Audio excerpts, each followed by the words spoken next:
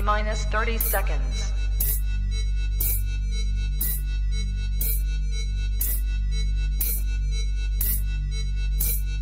T-minus 20 seconds.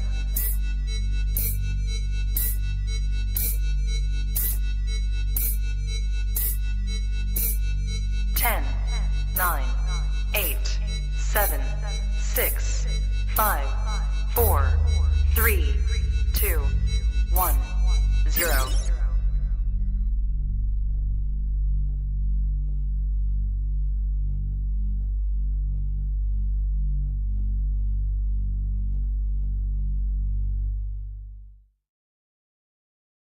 Hello, everyone. Welcome to All Monitor Talk on the Trap Talk Reptile Network, the coolest reptile network in the world. I'm here, Jen Black from Soar Magazine, with my partner in crime, Mike Stefani. Hey, how you doing? Hey, what's doing, dude? I want to say something before we get to the USARK spiel. I'm not feeling well today. I'm sick. I might be sneezing and coughing, but I'll just be here. But yeah, so when the USARK thing comes up, let me do my thing, and then we'll get on with the show. Got a great show for you today. Okay, let me spit it out while it's everyone. There we go. USARK. So if you have any kind of animals, reptiles, amphibians, snails, squirrels, monkeys, whatever you got, join USARK today. They fight for our rights to keep these animals. As many of you are aware, there's a new piece of legislature coming down around blue tree monitors and a lot of other things going on during this new session of Congress or whatever. So join USARK. They fight for our rights to keep these animals. And, Phil Goss, who's going to be a guest real soon here, this guy, he tirelessly fights and reads these litigations in the middle of the night. And so we need to support him. Everybody join USARK. Damn right. Here we go, guys. Oh, before we begin, our sponsor for today is Blake's Blake's Exotics. He's our sole person for all our quail needs in the reptile community. Blake's Exotic Feeders, hit him up for some awesome quail. Now, everybody out there, we have with us Catherine Brown, we have Brian Waterloo, and Nick Lillis for our roundtable discussion. And we're supposed to have Asher Green, but I think he's fertilizing his lawn or something, He's on his bidet. Yeah. We will so not be getting into that right now.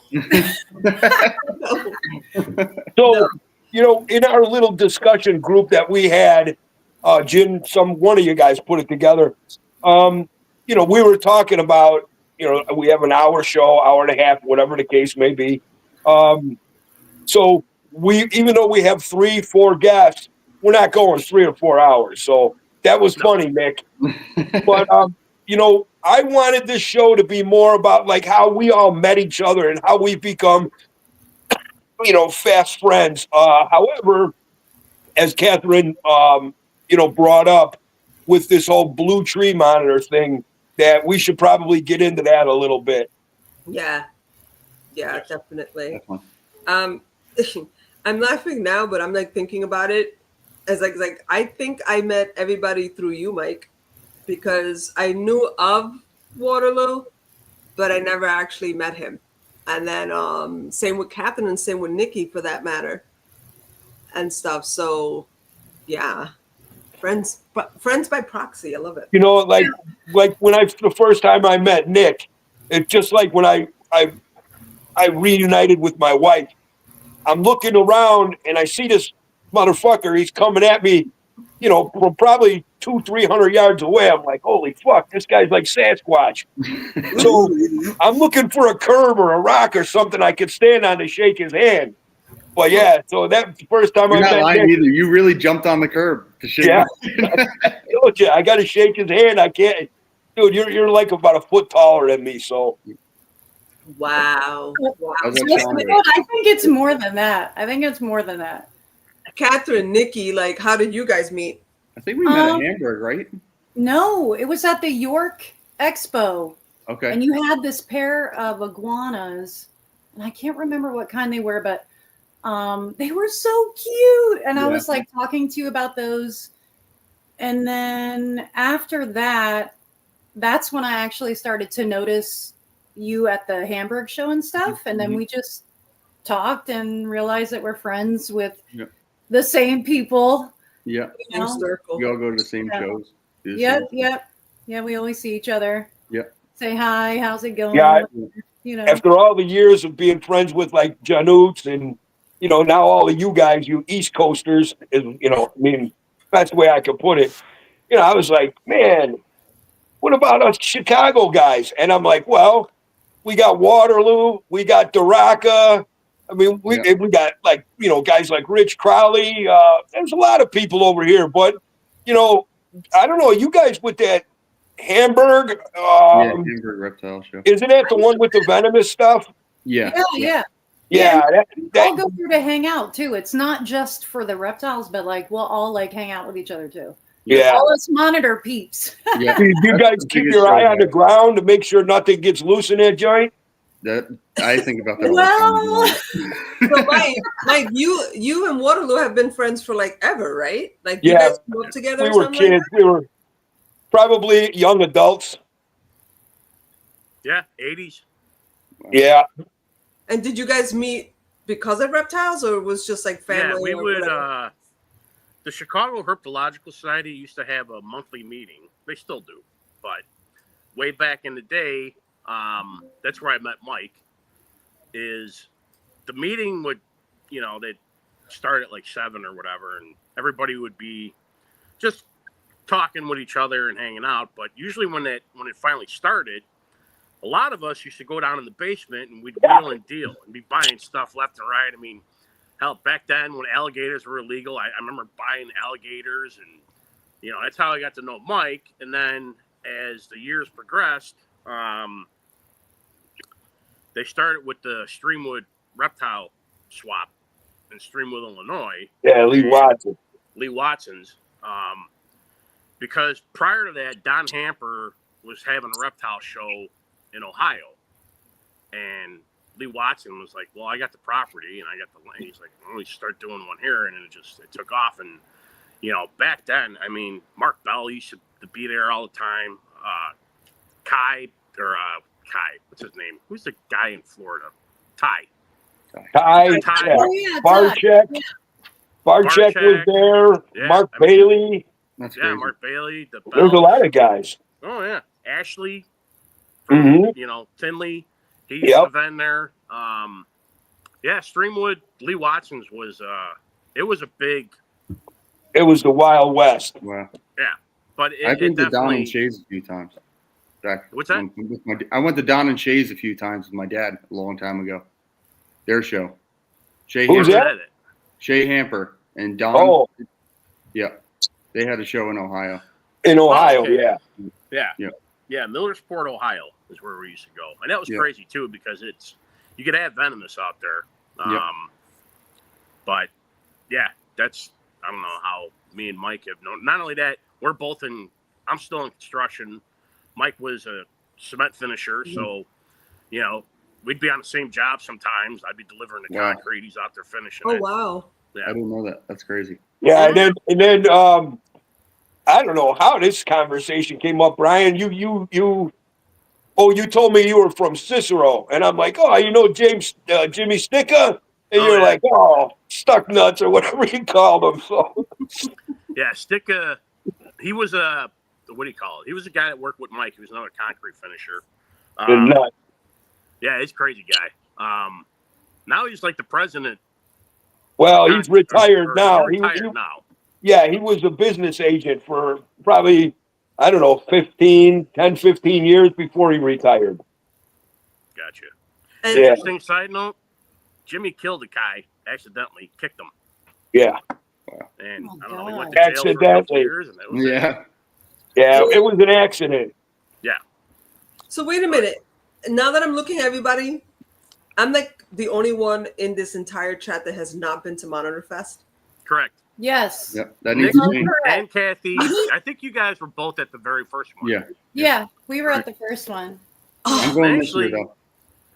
Nick, I met you for the first time at March Tinley, and then Monitor Fest was at May. I sold you a bells and a normal lace at Tinley. That's how I met Nick. Yep. And then Catherine, I've known her Many years. 15, 20 years. Yeah, many years. Even through the Following her- kingsnake.com days. Yeah. Yep, through all the forums. Yep. I was the only girl on there. You know that? Yeah. I was the only girl. Plus, Kosman, when I was living in Plainfield, he lived in Plainfield. So Matt and me were kind of, I don't know, like 5-10 minutes away from each other. Wow. And that's when I was working with tree monitors then. And my male cordensis ended up going to Matt, and I think Matt sent it out to you, Kathy. I'm pretty sure that's what happened. Yes, and guess what? That cordensis, I believe, is the father of this one. That's crazy. Yes, isn't that crazy? Wow. I just didn't realized remember that. Catherine saying that story. Yeah, that's crazy. Yeah. So for those of you that don't know, this is Gator, and he's actually a hybrid tree monitor. He is a cordensis and a green that Matt produced. It's beautiful. Yeah, he is just a stunning and beautiful boy. He's very, very friendly too. But so like he came to me a couple years ago because the original owner, I guess he retired, and he was going to be traveling a lot and stuff. So he just wanted to have a good home for him, and he asked if I would take him in, and I was like, yeah, sure. I love the tree monitors. So. Ooh, guys, excuse me 1 second. Ta-da! Look who's here. There he is. Oh, Asher, hey. Ta-da! I unmuted myself. My son's trying to help me figure out how to set this up on a laptop. hey, Harry, help him old man out. I'm stuck using my phone over here. It's all good. It's all good. Do me a favor, Asher. Can you just raise the volume just a little bit so everybody can hear you? Hang on 1 second. You know what? I don't think it's working. I actually think I hear you better now. It Yeah, might be I on hear my you. end too, but I do hear you a lot better. Hey, ask Harry if there's any way he could take some of the light off your face. Ain't nobody want to see that. Yeah, hold on. There you go. Oh, I'm only playing with you. Put more light. He meant hit the light switch. Well, actually, you can see him better now. Yeah, All right, we'll leave it like that then. yeah, we're good. No, There we go. No, we're good. We can hear you, see you, so that's all good. We were in the middle of talking with Catherine about Gator. Yeah, there. about Gator. Yeah, I was just gonna give him to Sierra to put away for me. I And know. then, now you know he's what? starting Let to me- warm up. Let me Huh? say congratulations to Catherine's daughter, Sierra, for her completing her college courses. Yes, congrats, girl. Congrats. That is awesome. She says Gator doesn't want to go. He wants Let to him see chill. mommy. He's like, I no, want to see yes, the mommy. everybody, we have Gator who's joining the show today. We're going to be asking him questions. Yeah, she got him now. She got him now. Yeah, he definitely loves being with me. I mean, all the animals, they can tell the difference between people, and definitely. so they just like Gator. He'll just follow me around the house. It's pretty crazy, That's my voice. Yeah, that's The my shadow voice. of Asher, what reptiles do you have? Sorry, I still Got got it working. still got tech support over here. Fixed Oh, it. wait, he says he fixed it. Yep, I fixed Hang it. on. What reptiles do I have? Too many reptiles, right, Catherine? Yes, you don't need any more. We need all No of them. more. I only keep very rare reptiles like savanna monitors, Nile monitors, and blackthroat monitors, Nice. and sulcata tortoises, rare stuff. Extremely rare. Oh yeah. Do you Hang on breed? a second. What? Do you breed them? I'm trying. Okay. Yeah. I know, I Asher, have blue tree monitors. Sorry, Asher, I got a don't you got laptop and a phone. I'm trying to make this work. you got a whole homestead thing going on at your house, don't you? Yeah, you A have the what? greenhouse and everything, I believe. Oh yeah. Chickens, ducks, all that He's stuff. got that whole thing going Oh, on. That yeah. is awesome. That is Yeah, awesome. there's like ducks and chickens and all And he's kinds of stuff. Yeah, and you know the one day he's like, he always does this to me. He'll message me and be like, "Hey, would it be a bad idea to get a pig? Would it be a bad idea to get like all this other stuff?" And I'm like, "Yes, don't do it." He's like, "I'm gonna need you to talk me out of this. This is a bad idea, right?" Yes. I've got a She couple usually of those talks me out of texts. it, and then it's at my house. All right, guys, real quick, I want to say hello to everybody who's joined us. How do we? What? We've got Serenity Dragons, Yay. Above Scales, Lucid Arboreals, Amy's Reptile Adventures. Hey, girl. Okay. We also have, yeah, that's Dan Nardini. Hi. Hey, Dan. And so far, that's who we have. Thank you guys for joining us. Now we can You guys. continue with the talking. Ash, have you met Waterloo, right? Yeah, he's been. I think I've seen pictures Yeah, in. he's Yeah, Motor we've, Fest too. we've met once or Yeah. twice. Holy crap! Asher- I'm still the only one that hasn't been to Monster. It's a sign. You got to go this year. It You is. gotta come. I swear, I will hitch a carriage to Ree and write them down. Can you All picture you gotta that? do is ride down with Asher. I should do that. Funny part is we're all pretty close. Camper Brinks. We're not far. Yeah. I Yeah, missed the that three last of part. Are us we are talking close. about? The Are three we of us talking are about close. Illinois? What are we Yep. talking about? Oh, okay. I drove down once. I'm never doing it again. Sorry. I'll buy you a plane ticket. That's so good. It's 13 hours of cornfields. It's, It it's is. not It's a worth rough it. ride. It is a haul. Straight down 82. Yeah. Yeah. Oh, Hold on. He figured out the computer thing. I'm gonna. Can I exit and rejoin? Yeah, absolutely. Okay. hang Do on. what you got to do.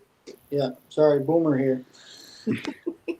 So, I know right before Asher kicked on, we were talking about this current situation with the, McCray eyes with these blue Yeah. trees. I was looking at it a little bit more this morning, and on top of that, they're earmarking the Borneo earless monitors and Yes. the Fly River What? Tails, too. Yeah.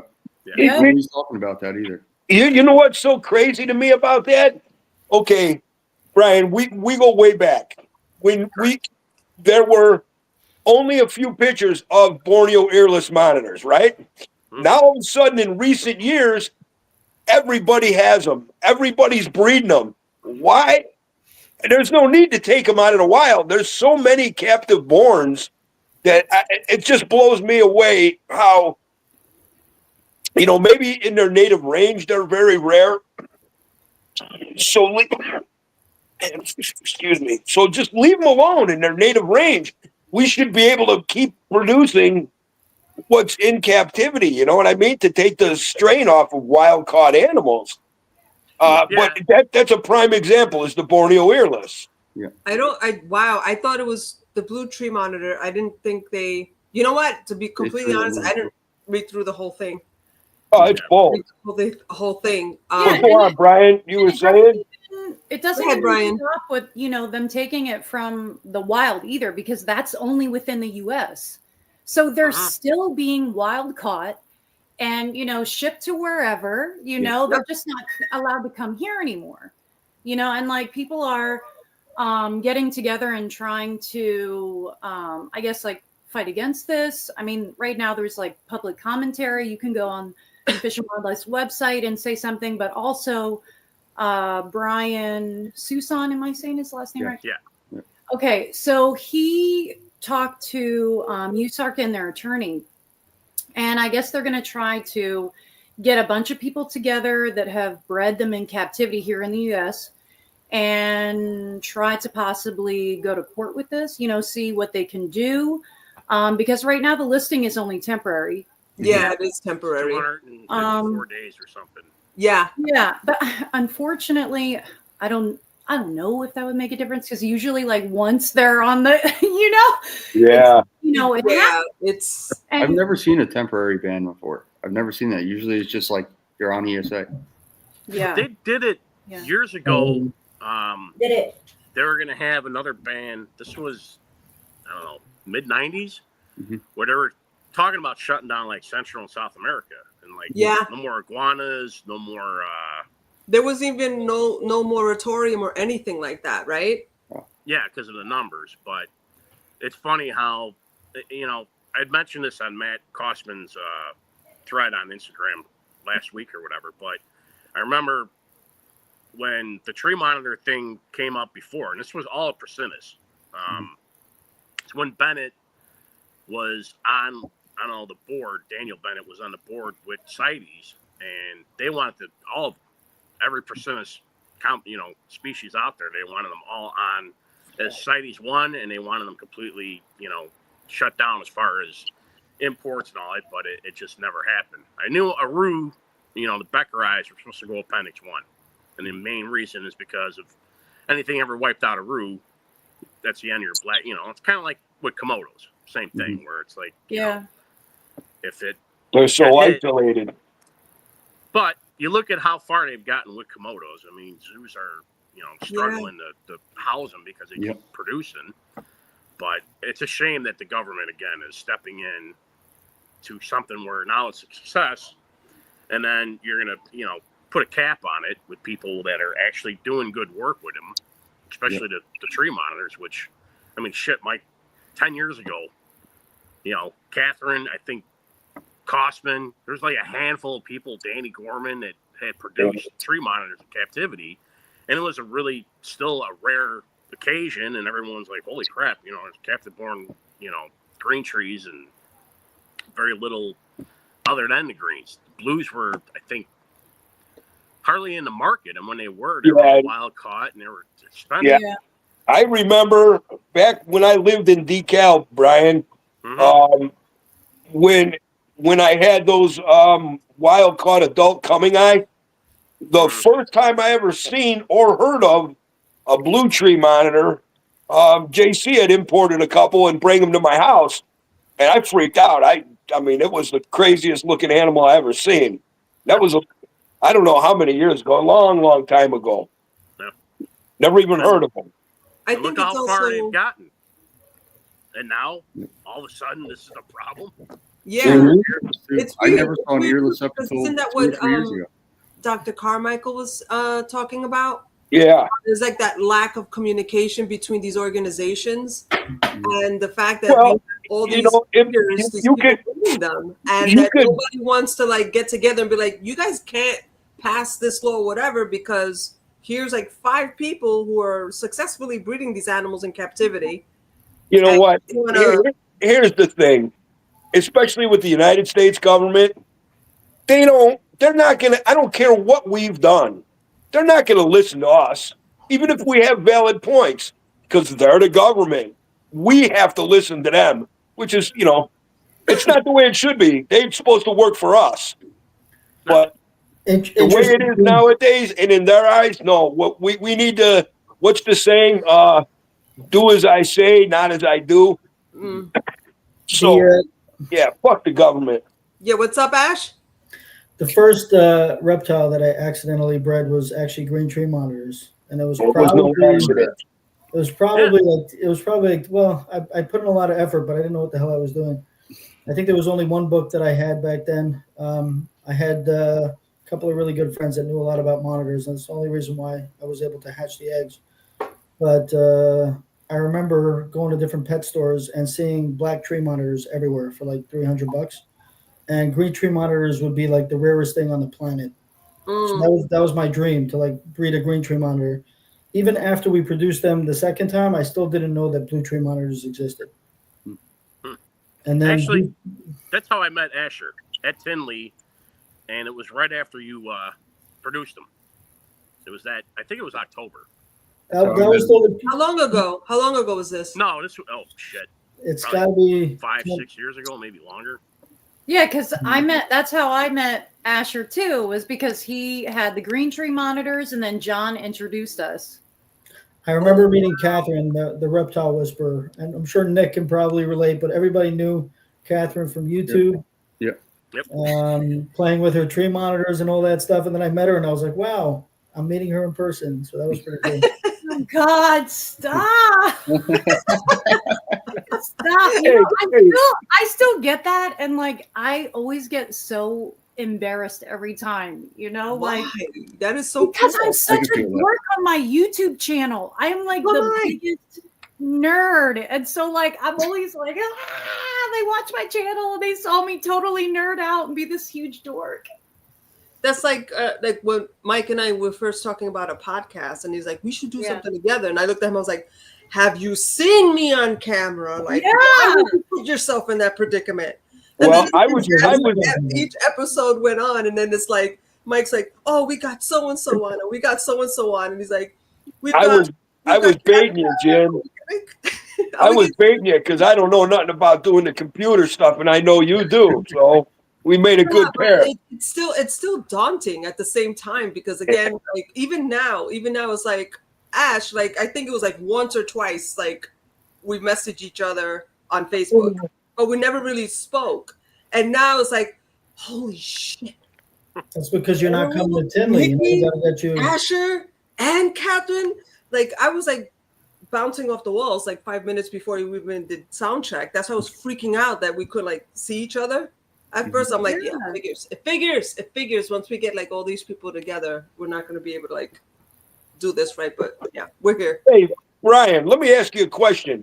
But way back in the day, Mark Bayless, remember? It was all hush hush, but he had this green. What was it? Green Indicus type? What was that? It was yellow.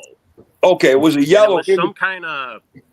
He thought it was some kind of not indicus. It was supposed to be some kind of tree monitor. Tree monitor. But it might have been Molinas.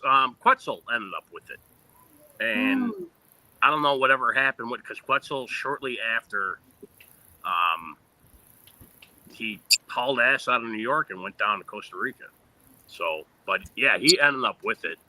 But yeah, Mark never really got a clear idea what it was. It might have been Molinas, because Molinas was discovered in what, 98 or something. Yeah. And this was back in like the late 80s, early 90s when Mark had it, and like I said, he ended up Quetzal ended up with it.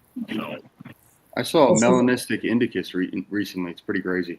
Brian from Really? JTK. Is that real? Yeah. I saw a picture and I was like, that's AI. Yep. I didn't think it was real either, but he I has didn't think it was There's a whole real. video on Send me the picture. I want to see it. Yeah, I'll send it to Send you. me the picture. Yeah. Somebody sent me a picture of and this guy was totally serious. Melanistic celebensis. I'm like, dude, that's a Togienus. Yeah. And, if you don't, I don't know, man. If you don't know what you're looking at, I guess you can get easily confused. But yeah, those days seem like they're gone now, right, Brian? I mean, so many new things have come in that, we've seen so much that there's so much more now than there was then. I don't know if it's because the world is getting smaller and they're doing better at collecting. But yeah, it's crazy to see, some of these species that are coming out now. Oh yeah. I think Indicus when Brian complex. Barczyk had a albino ornate or albino Nile, did he have? I was And just he thinking had about that. I was He had gonna. midnight Niles, he called them. Yeah, Also- unfortunately, they don't do good in ball python racks. Yeah. But he also Barczyk also had a blue-eyed leucistic Okay. Asian water But monitor. I never That on did his not make post, it, but he was did. saying he had It the was only one. gorgeous. And the guys I from remember Indo or those. wherever they're from, where ornates or Niles are from, over there, they were writing back and forth saying we have them in our backyard. Yeah. So he thought he had the only one, but there was like 20 running around over there. Well, I could think back to the mid '90s. Benny Siegel had albino Nile pair, Mhm. Yeah. but they were wild caught. They were in terrible shape. I don't know if they ever made it, but yeah, it seems not too rare with these albino Niles and stuff. I don't know why. Well, I'd love to get my hands on one. Me too. the I have remember Niles. the black So Niles. melanistic. Yeah. The black I saw Niles, the black beautiful. ones. I heard And, about the Black Niles, but I black actually Niles were insane. I remember those. Yeah, I saw him at Chris Murray had him. I saw Yeah. him at his house. Oh, really? Oh, wow. Really? Wow. wild That was caught. the whole. No, these were the Barczyk ones. Okay. from back in Yeah. the day. But I think they've all died. I think they're all dead now. Yeah, Wasn't they something are. happened at People Hamburg? should just send them to you, Brian, so Yeah. you can breed them. What am I, chopped liver over here? Send them to Ash. You have blue ones. Albino Savannah You're- monitor at You're some point? working on the blue ones, Asher. You know what? I hear that a lot about Savannah monitors, and when you actually see it, it's not an albino at all. It's just like maybe a hypo, and with really unique eyes. There are pictures online of albinos. Really? Oh, really? I think Yeah. Nerd had one. Yeah. There was definitely an albino. It's just Wow. white with red eyes. It's not. Yeah. I have hypos in my house. I mean, it doesn't look anything like that one. That one You know has what it reminds no me of? pattern, no Like a color. It's just coral. white. Like a coral type of, like a tea coral. Yeah. I've seen some that look like the tea corals, and then there was one, again, I'm not sure how authentic the picture was, but it was like that creamy white with the pinkish, red eyes. And I'm just like, Asher has a nice one. I Asher kind has of a wish more people worked with them. They have striped ones. They have Yes. hyper-looking ones. They come in different colors. I think even like a melanistic Savannah monitor with red eyes would just look insane. Oh, Do thanks. you guys remember Vivarium magazine? Yeah. Yeah. All right.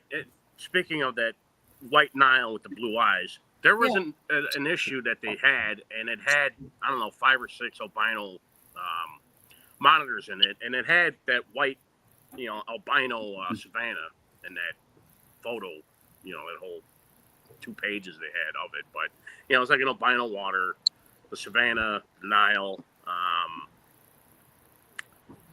I think they had like a couple Tegus or whatever. But so, yeah. And that was before, nowadays you see shit online. And you're like, all right, is that real or is it, some Yeah, you Photoshop? got AI I stuff. don't even know these days. Yeah. Those albino Savannah pictures are pretty old.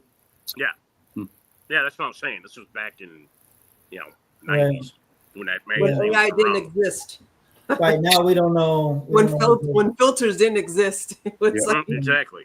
It's just Yeah, unfortunate. I had an argument with a kid I went to school with, and he sent me this picture of a dragon, of a real dragon. I'm like, dude, that's fake as shit.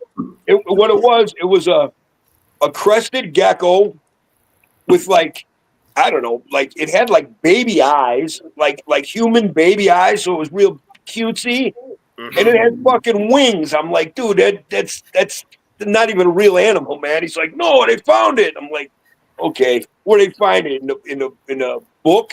Yeah. You know what, Jim? When you go to Gearless Taylor's- monitor is the closest thing to a dragon to me. Yeah. Which Yeah. one? Crazy. I think Earless the monitor. dragon snake. Yeah. Hey, The dragon what, snake is the closest thing to like a mythical. Yep. Brian, no, I know back when back in the day, and I may be totally wrong, but wasn't Heloderma and Lanthanotus somehow Tied in with monitors. tied in? Yeah. He said Lanthanotus was related, but I don't know. Also, when I saw pictures of them, I always imagined they were a lot bigger than they are Yep. Right. Yeah, exactly. because they blow up the They're face because small. it's got that crazy dragon face. And the babies are tiny. My baby is this big. Yeah, they're so cute. Oh my god. I remember the first time I ever held a little baby one. John had it. Was it Daytona, I think? Mhm. And I was just like, I'm over the moon about it. I was like, oh my god, I can't believe I'm holding one. I couldn't believe it when it hatched. I was like, how is this thing alive? It's literally was like this big when it hatched. Yep. More than a Oh crescent my gecko. God. Yep. Well, Nick, remember when you first got them, and I was hot after them too. Of Yeah, I course, I remember. don't have money like you. I don't either. I But traded for mine. I was hot after them, and then I was hot after them because I felt they needed to be bred in captivity, and now I see many people having success with them, and I'm couldn't be happier for the species. Yeah. That's all I care about. Yeah. That guy I mean- Josh in Florida is producing them like crazy. He has Yeah. every month. Yep. Wow, every month. Whew.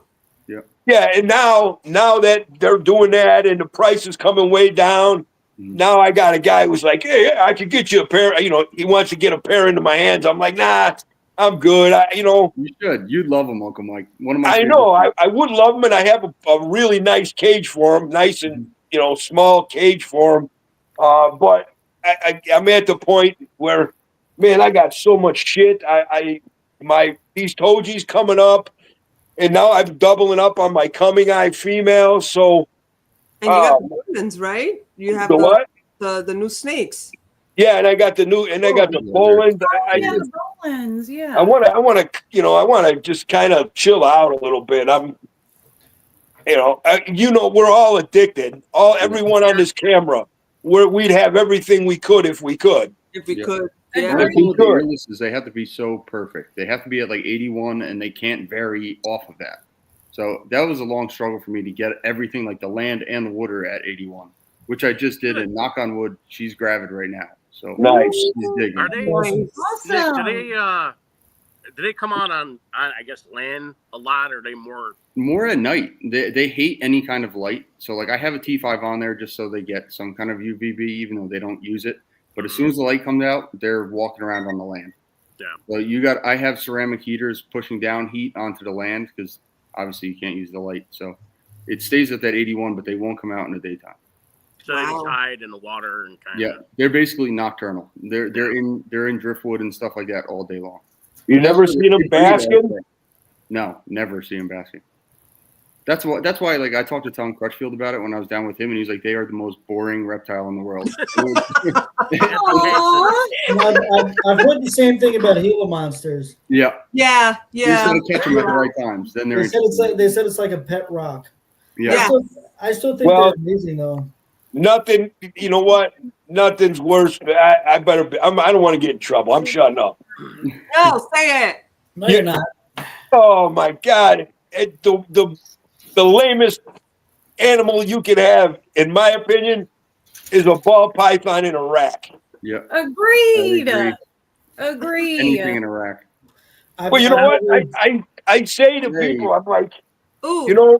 Oh, hey, Tam. Hey, Tam. Yes, Tam. Thank you so much. Thank you for the chat, right? Yes. Oh, yeah. Thank you, Tam. Oh, now that we're on the topic, I got a few more people here. We got Robert Sizak, the Hey. fish farmer, Wayne Zoo. We've got Matt Triassics Exotics. Oh, Kate Cat. Oh, my God. Mother of Reptiles has joined us. Hey. Thank you. And obviously Tam. So, and we got Paul's Monitors. Hey, Paul. Hey, Paul. Hey, Paul. Hi, Paul. And, yeah, okay, we're good. We're up to date. Let's keep going. So I just, okay, so and I don't even know, man. I'm just shooting from the hip, and I always talk stupid, so whatever. Who cares? Nobody listens to me anyway. So say you like a cookies and cream strawberry shortcake ball python. Go to the river, find you a nice rock, paint it cookies and cream strawberry shortcake, put it in the drawer, and there you go. Open the drawer every couple of weeks, and it's the same thing. You don't got to feed it. I personally, I love ball pythons. I think you're a little behind on today's morphs. But at the same time, I'm not I don't like putting animals in racks. I don't care how small. Oatmeal raisin mocha latte now. I think that's the we're up to mocha latte. Yeah. With a lemon twist. Yeah. A lemon twist spinner blast spot nose. There's no yellow on the snake. There's no yellow belly, no spot on its nose. I don't get it, but. Well, the good thing with monitors is we have enough localities to work with. There's enough morphs there where we don't have to create too many. Even though I do like some morphs, I can't say I don't, but nothing like ball pythons, that's for sure. No, well, that's I don't really have a beef with morphs. When you start mixing localities and morphs, that's when I don't like. But dude, I could think back to the late 80s when there was like an albino ball python. Now look at all this shit. Just think if our water monitors turn into that. It ain't for me, but whatever. I just like locale specific shit. Yeah. I think the good thing about the monitors, I don't think they could ever be that because they take so much time in figuring them out to actually breed them. So it's That not like and their nothing genetics against ball are different. python. Yeah, nothing against You ball guys- python people, but you can't just throw them in a rack and breed them. It's impossible. There's You too guys much were room. talking about Indicus complex earlier, and I just remember back in the day, you could like list off on like your, one or two hands how many different species there were, and now it's just there's so much stuff that comes in, and you're like, is this a I remember back in the day there was a torch monitor. You guys were talking about Obor. a melanistic, right? Varanus Obor. You were talking about a melanistic one, and they would all come in, and I would see these pictures online. Okay, we didn't have AI back then, but they always had like these bright red faces. Mhm. Yeah. I've seen a couple in person. They're I've never beautiful. seen one that actually looks like that. Nicky But, Nick. I have 3 like that. Yeah. Super red, yeah, very very rare. But then there's all these other ones that come in, and you're just not sure where to classify them. Back Well, in the you day, know- it was- What you saying that, Ash? So when I got these Batanta from Batanta, Jobiensis, man, they're not Jobiensis, man. I've kept Jobiensis, I've studied them, I've bred them. These are so different. They're not flighty and shy. They're bold and outgoing. Their colors are a lot different, although they're similar. But I think their behavior is what, with me, makes me think they're not Jobiensis at all. So we'll see. from Time all will the tell. complex, I know Nick's working with Jobiensis, and I always like them because even though they're Indicus complex, their head structure and like Yeah. the size of the eyes compared to the face, like they kind of look like a predatory bird. Yeah. They don't really look like the other Indicus complex. They're kind of like a Kinda like standout to me. Yep, just like Very- Ruticola. very- yeah, exactly. Ruticolis. Is Spinulosus, Ruticolis Ruticolis. supposedly Indicus complex? Like, No. yeah, Ruticolis is so Sure, different. no. Spinulosus is almost like, I don't know. I love the pattern on Spinulosus. They kind of remind me of like a croc monitor, but then the head kind of looks a little tegu. That rustic orange color is incredible. Yeah, they're beautiful. They're I pretty. actually had a really, really nice one, and then someone like, pressured me and like almost What? blackmailed me into picking it up. Nicky Nick. No. He's like at the show and he's calling me and he's like, hey, should I buy this? If it's sick, will you take care of it for me? And I'm like, it is really beautiful. I don't know So what he you're goes talking and about. buys it. It ends up at my house. And then he's like, hey, do you want to buy it? Do you want to? That's What not was how. That's It's not how I not remember that the story story happens at a all. lot. Asher Green, the master salesman. Time out. That's the nicest spinulosus I've ever seen in my life.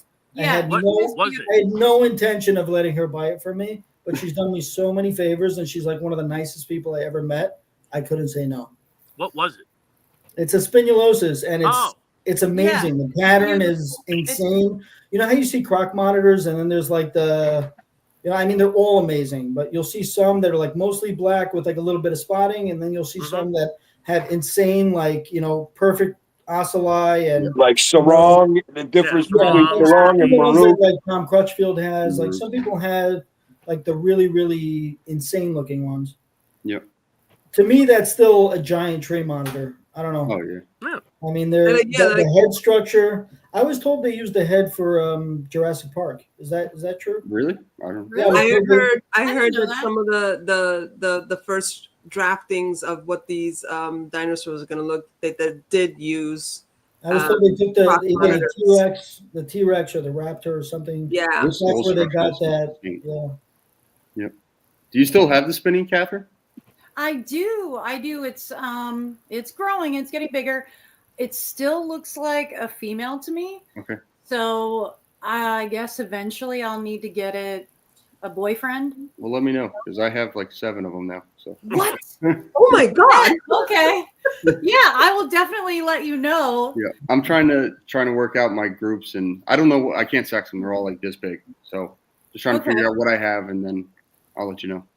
Mike, Sounds I good. don't know why, but hearing Nikki said that he had like 7 of them, and then seeing all the pictures of all those other, all those, I could picture like Nikki, the Lilith Carnival caravan. I took over my parents' entire farm. all these coaches It's all my coming through, and then like you put the flap over, and it's like, today we have from Unlimited Exotics. Today we have, and then it'll have like a whole bunch of different reptiles and stuff. That's crazy. 7 of them. My dad put up a building. It was supposed to be half mine and half his. It's all monitors now. Wow. Yeah, Hey, you know what? Congratulations That's on that mail you got from Mike. I saw you Yeah. digging up eggs the Thank other you. Yes. couple days ago. Congrats. Thank you. For what's that, Nick? I think he was saying the Toji that I got from. Oh. I didn't get eggs from them yet. Hopefully. You'll get it done. Yeah. Well, What are you? What eggs He were looks you? like this big right now. So Yeah, That's awesome. What was that, Brian? 2 What are callus. the eggs that you were showing it on Instagram? I think Couple those days were the double hats. Those are the albino Oh. black dragons. Oh, okay. Yeah.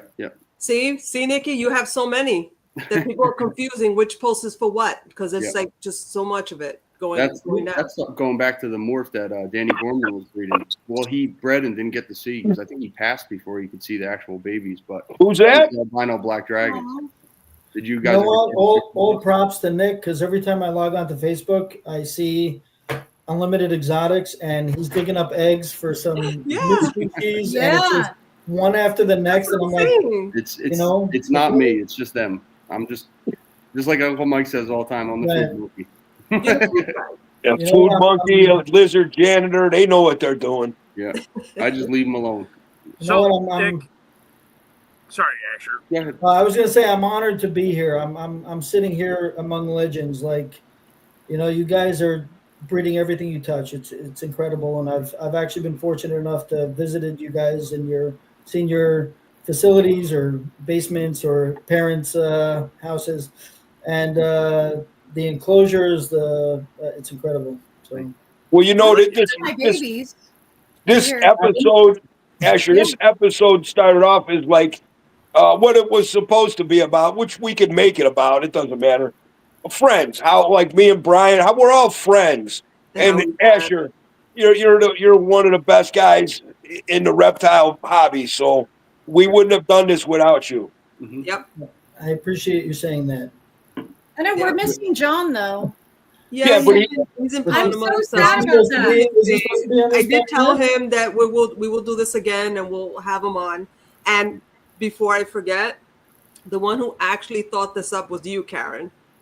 Catherine Yeah. was like, "Hey, look, it would be a good idea if we can get like Nick, this person and this person and this person in." And I'm just like, I think she's onto something. Okay. John's not here, and you guys mentioned him, so I do have to say that without John, I never would have bred trio monitors. So Yeah. he lives right near me, and he introduced me to some of the coolest stuff ever. I remember when I He was first my met first him. coming guy too. John's the Yeah. first reptile person I met in person. Hold that thought, Brian. I remember when I first met him years ago at a reptile show, and he was talking about lace monitors. That was before they were in the country. And he's like, I'm going to bring them in one day or something like that. And then, And he did, because that's yeah, where I got mine. and years went by. But I remember seeing his house and seeing his enclosures, in a residential house. And I'm looking at my, and then I went home and I'm like, it's okay. I can just build shit everywhere. Brian, I hate to buy me after this. I hate to cut you off, but I know, Brian, you were about to say something. You had a thought in your head there. You still got it? Yeah. Nick, you had mentioned something about a water monitor that Gorman produced, but he died before that. What were those? He produced the albino. He called it a black dragon. snowblind. Yeah. Yeah, it's a black dragon that was albino. It was like almost like a translucent purple. Wow. But I don't think he ever got to see them before he died. I'd have to ask Jimmy. No, I Doesn't, think he did, because if you remember, Barchek went to that, I don't even know, maybe that Bemby guy or whatever, and he bought him from Bemby, who Bemby bought him from Danny Gorman, and then Brian put a whole thing on there. Oh, this is the most rare lizard in the whole world, and then Danny was like, "Dude, what are you talking about? I produced that," because Brian made up a whole story of how they were caught. And Danny was fucking hot. He was pissed, and I'm watching this shit, and I don't even know what to say because I know Danny produced those. Yep. So then Danny got mad at me because I didn't stick up for him. I'm like, whoa. I'm just here for the entertainment. I'm watching this shit, you know? Yep. But yeah, Brian did him wrong. I didn't know that. I thought he did, because I thought the person I was working with him posted saying that he never got to see it. But maybe it was a different thing. I don't know. Maybe it was. Maybe, you know what? That might have been like to raise up and then breed back. Yeah. And then what you'd get. So yeah, he didn't see that. I know there's a lot of people in the States right now trying to do that, but we're so far behind. But I think Ian Straith is like, he's pairing his pair right now. So. Ian, that's another one who does some amazing. Yeah, I know about some very cool projects too, but I'm not sure if I'm allowed to talk about them. So what do you got? No, I'll find out first, and then or get myself in trouble. But there are people out there that I know who have the only one on the planet or stuff like that. Yeah. But I have to get permission first. Hear you. Okay, well, you know what? Do me a favor. Don't do that next time, all right? Get your permission. I'll tell you about it after put the tease out. You're like a prick teaser. Nick. So guys, what does everybody have going on for the new year? Like, aside I from know what you're talking about. Answer this because you're like breathing everything.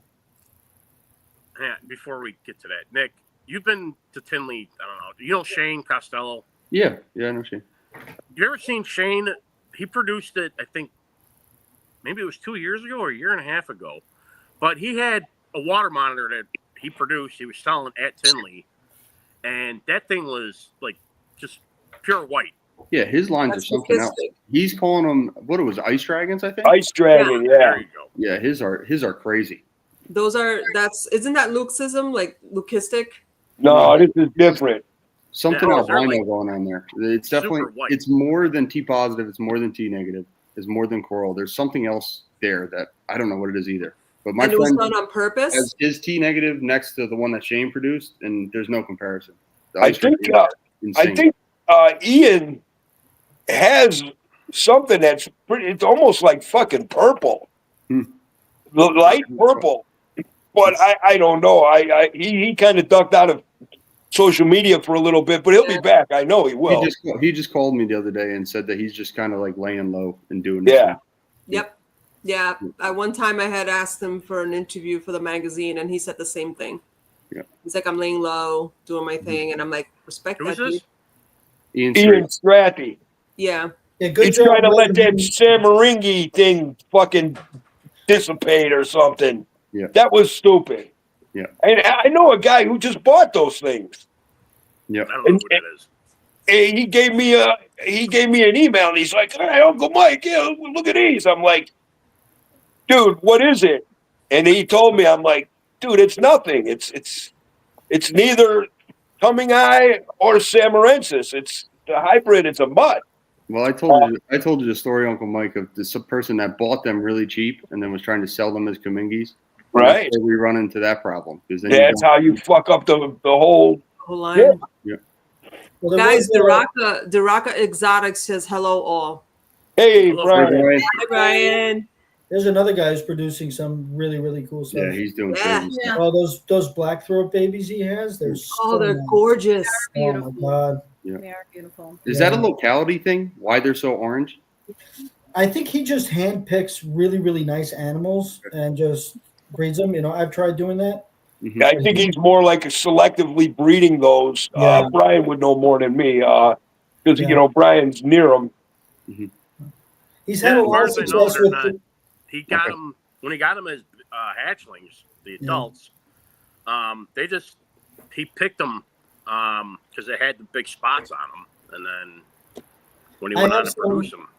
Yeah, I have something like that at home. I've been trying to do that, but he's also had a lot of success with Indicus complex. There's really only a handful of people who've bred like Molinas or peach throat, stuff like that. Some of them are on this podcast. Well, Mike. As far as Molinas goes, listen to this story. So back, it had to be, like Brian said, mid-90s, something like that. Molinas was first discovered, right? Mhm. And then Pro Exotics brought him in from Nick Cameron, Bushmaster, and Robin, he said, "Hey, Mike, would you want this?" You know, nobody, I don't even think it was called Molinas at the time. And this fucking thing was giant. It was a giant.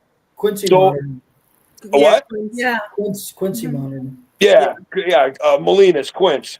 So he sent it to me, and I'm like, "Hey, well, that thing's beautiful. Why would you send it to me?" He said, "Well, it prolapsed one of its hemipenes, and we had to cut it off, so it only has one hemipene." I was like, "It didn't matter to me. It was new, you know. It was beautiful." And you remember Crazy Bernie, right, Brian? It's just Jewish now. This He's motherfucker, yeah, he's Jewish. A little Sorry, off the top. Sorry, that was my one for the podcast. A little off the top.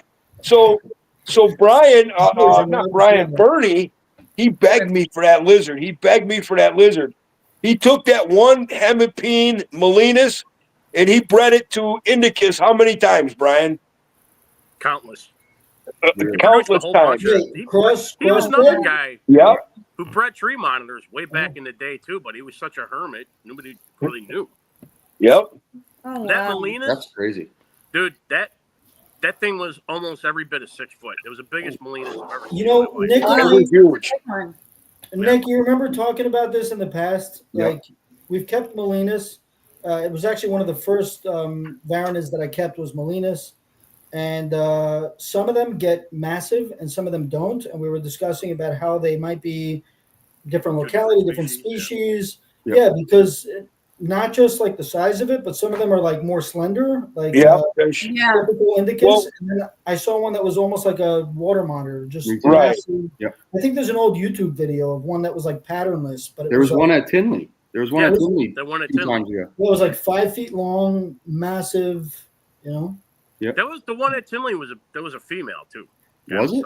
Yeah, she. Which Tinley was this? Was this? Did I miss This this? Tinley? was not Last year. October. I think it was March. Oh, okay. So almost a year ago. But yeah, I was asking 5,000 for it. Yeah. Wow. Well, you know, we're talking about that with Molina. So the same thing with Togiannis, which I'm so glad you got those, Nick, because Love them. you and I both agree that the Sulawesi form that you have is not what I have from the Togian Island. They're totally different. The ones you got are excuse me, that male is huge. He looks like a Komodo dragon.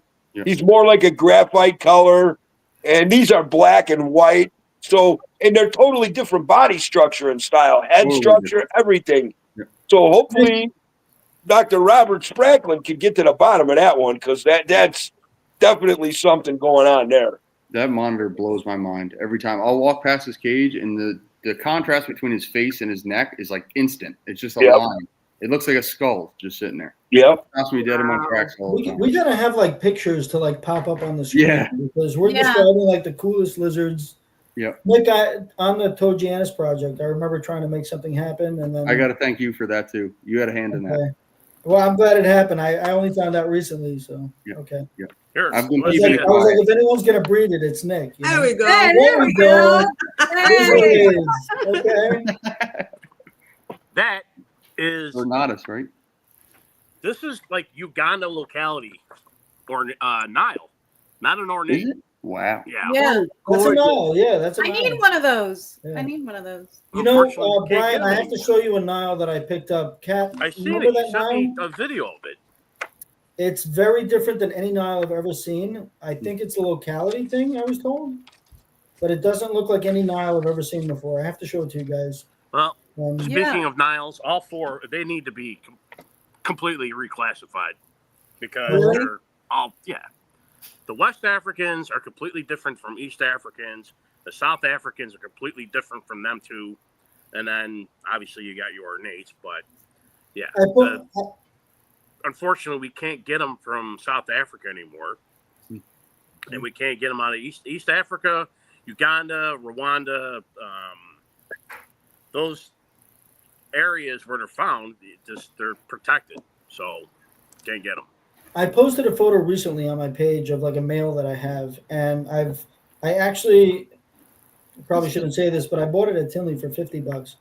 I Someone remember. had it and it was in really bad condition. It was heavy in shed, but it was like missing like part of its face, like a little bit of the shed was gone, and it was like this neon blue color. Wow. And they were trying to sell it to me as like a, I don't know what the heck they thought it was, but they didn't think it was a Nile monitor. It must have changed hands like multiple times, and I ended up buying it. I posted it on my page. You guys can look at it. The bottom half of it is like a neon blue that really doesn't show up in photos, but the top is like this insane yellow color. Mm-hmm. And I don't know if that's just an individual Nile or if that's a locality thing. Catherine, you've seen it in person, that male. She's like, you better not sell this thing. Yeah, you better not. I have no intention of selling it. I tried breeding it. I got a female from Daraka. She laid eggs, but unfortunately, I ended up losing the female. I'm raising up one now that I hope is a female, but if my luck holds, it's definitely a male. So, because every time I try to buy a female, it always ends up being a male. So, You did like that picture I just showed, which it's all blown out. You'd have to see it in person, but Yeah. that one had a bunch of like aquamarine, blue, green. You know, it's got all of on its that. face. Yeah, it's got all of Yeah, it. it's When got you all first of got that thing, Asher, it was like blue all the way across. When you first opened that container, Oh, I was mind blown. I still have it. I actually I had 3 at the time. I was still building these big 10-foot enclosures for Nile monitors. I know I'm the only one insane enough to do that. I ended up selling Enclosure one again of them. right now. Well, except for Brian. Brian's the other guy I know. Oh who's yeah, the same. he's on another level. Well, Brian, yeah, I've seen, you know, at Monitor Fest, you know, Brian's enclosures are insane. They're awesome. And I love that he's working with Nile monitors because not a lot of people are working them, and they are a handful. Okay. That's I gotta say that about Brian. That's always been like Yeah. his true passion in Varanids. I know he loves all Varanids, but I don't know anybody who knows what this guy knows about Niles and ornates. No, any questions I have about Nile monitors? I mean, Brian knows I bother him all the time, asking him questions. I'm trying to breed them. I'm trying to breed Savannah monitors. I know they're like the most common, you know, but I Doesn't don't know. matter. You like what you like, you know. Yeah. And Ash, if I remember correctly, one of your Niles is actually with Christy Maney. I was going to mention that. Yeah. Manji is her Nile monitor. Maji, yeah, that's one of the and he's nicest. gorgeous. Yeah, gorgeous that's animal. another one that I picked up. That one actually had an issue with its face. I think it was like I don't know if it was MBD or whatever. It had like a curved face, and at first I wasn't sure if that was some kind of sexual dimorphism. But some guy was walking around with it in like a 10-gallon tank at Tinley. There you go. And we brought it back to life, and that thing had insane colors. He does. I wasn't sure what was what. I can't sex Nile monitors to save my life. I Catherine told comes you it over was and a helps me with that boy. stuff. You did, and you turned out to be right because I gave it to Christy Manny, who's a wonderful person, and she did an incredible job with it. I regret it. Sorry, Christy. Just because it's an amazing Nile monitor, and I kind of want to see Yeah, this and he's project through to the end. nice. He's Yeah, really and she calm, somehow too. mine is, you know, that nice but a complete asshole. I actually have this giant heavy duty net that I have to use to change the light bulbs in the enclosure.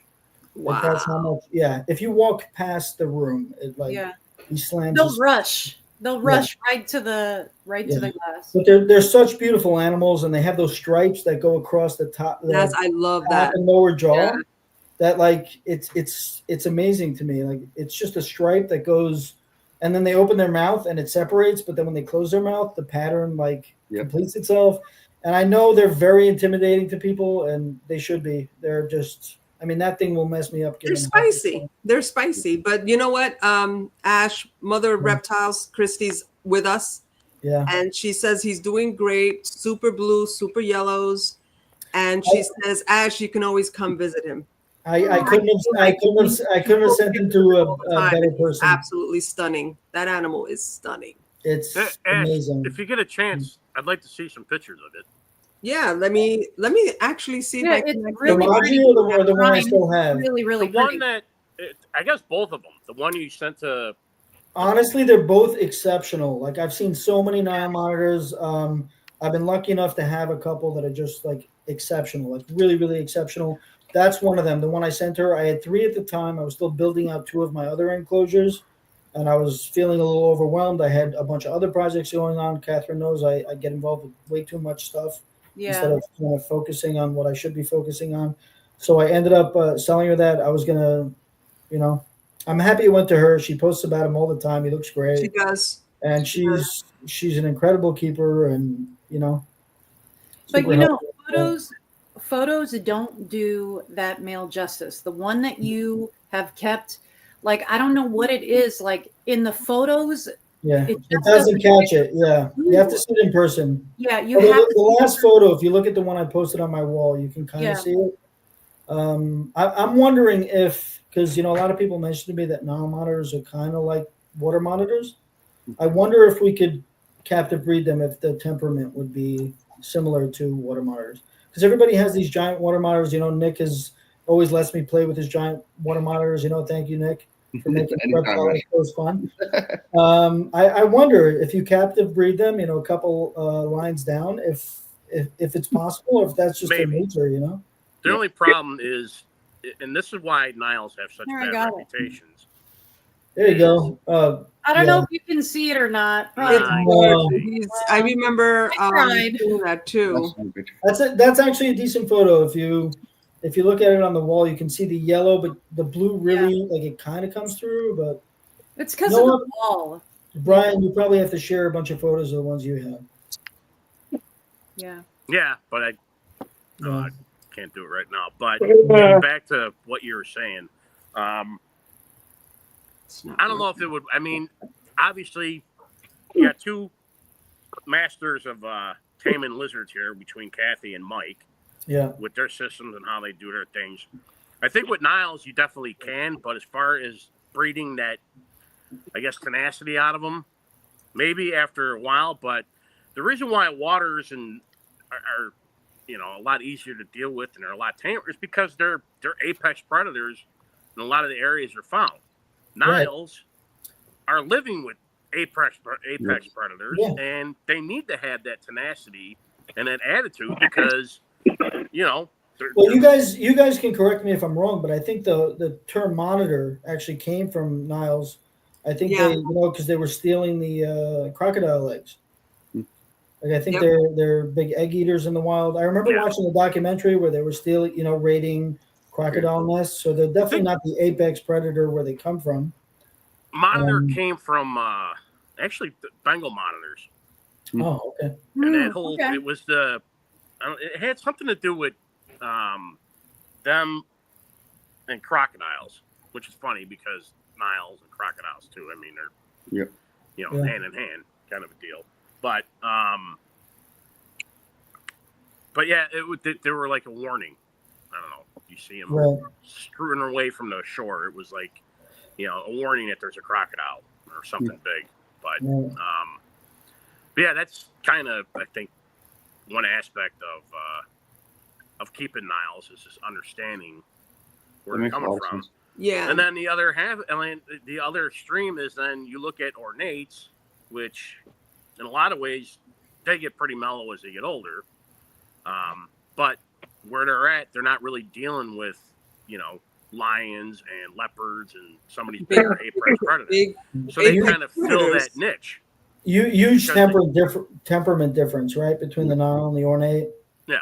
I also remember seeing a documentary where a Nile monitor is like whipping a lion, like they're really, like in a defensive posture and actually like trying to fend off a lion.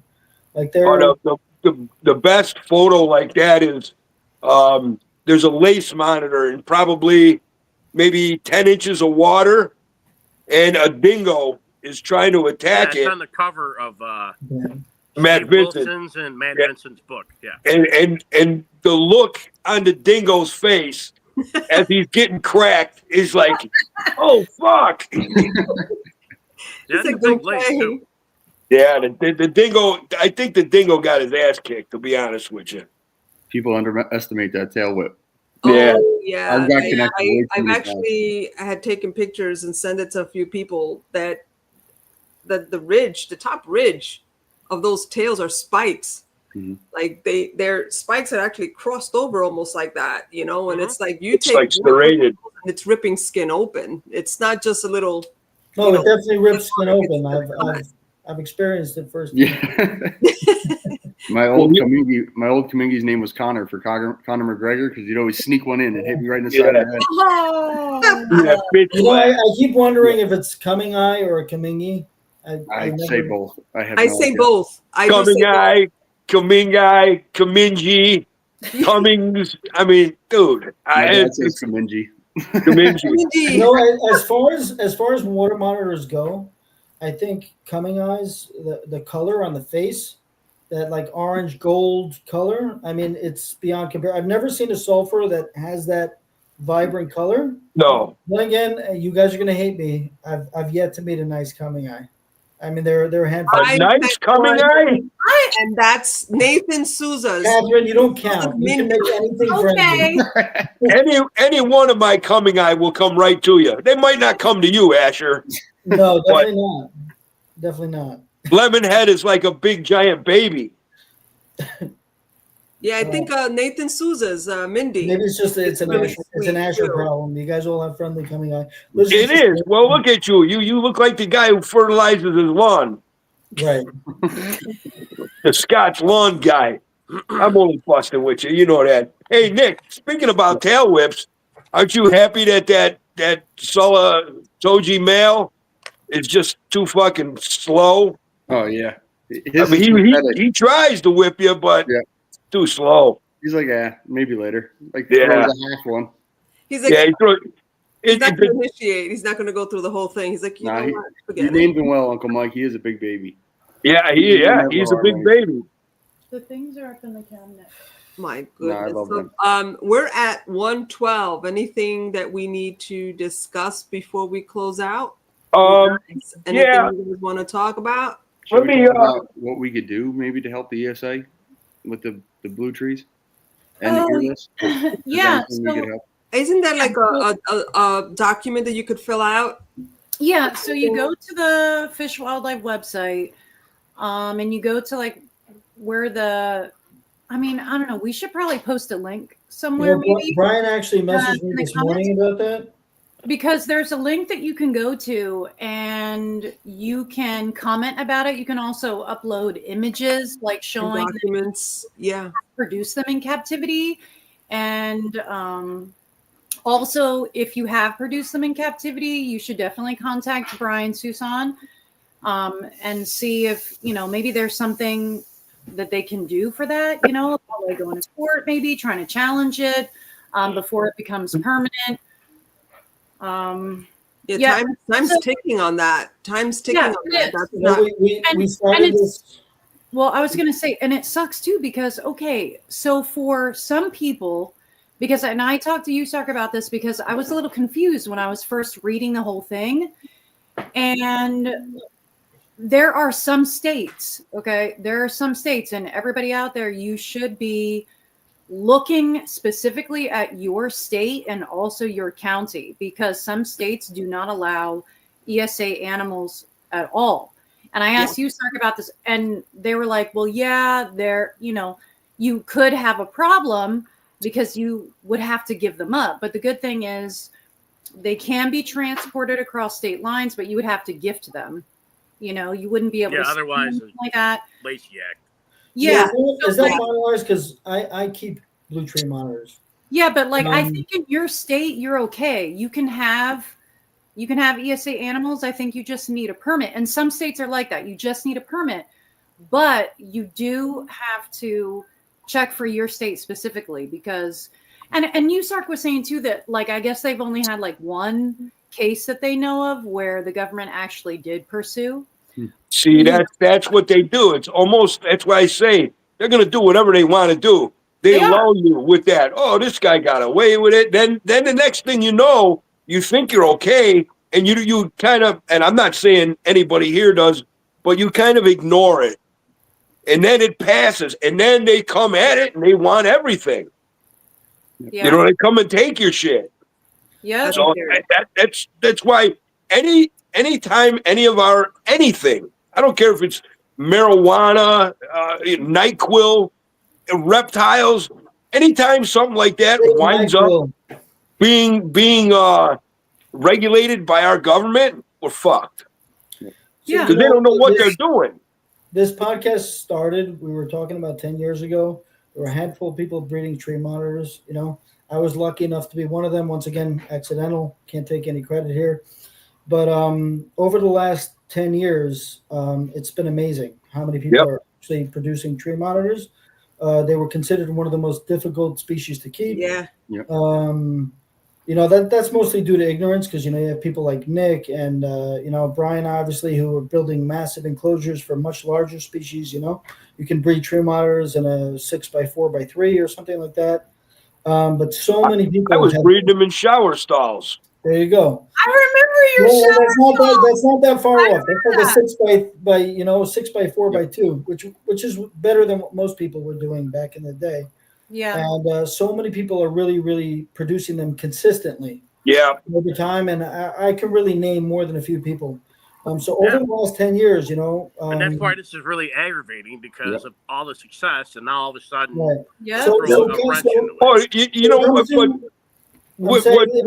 what's bad about this is, like Brian just said, you know, you see all the success. Now these regulations are going to come.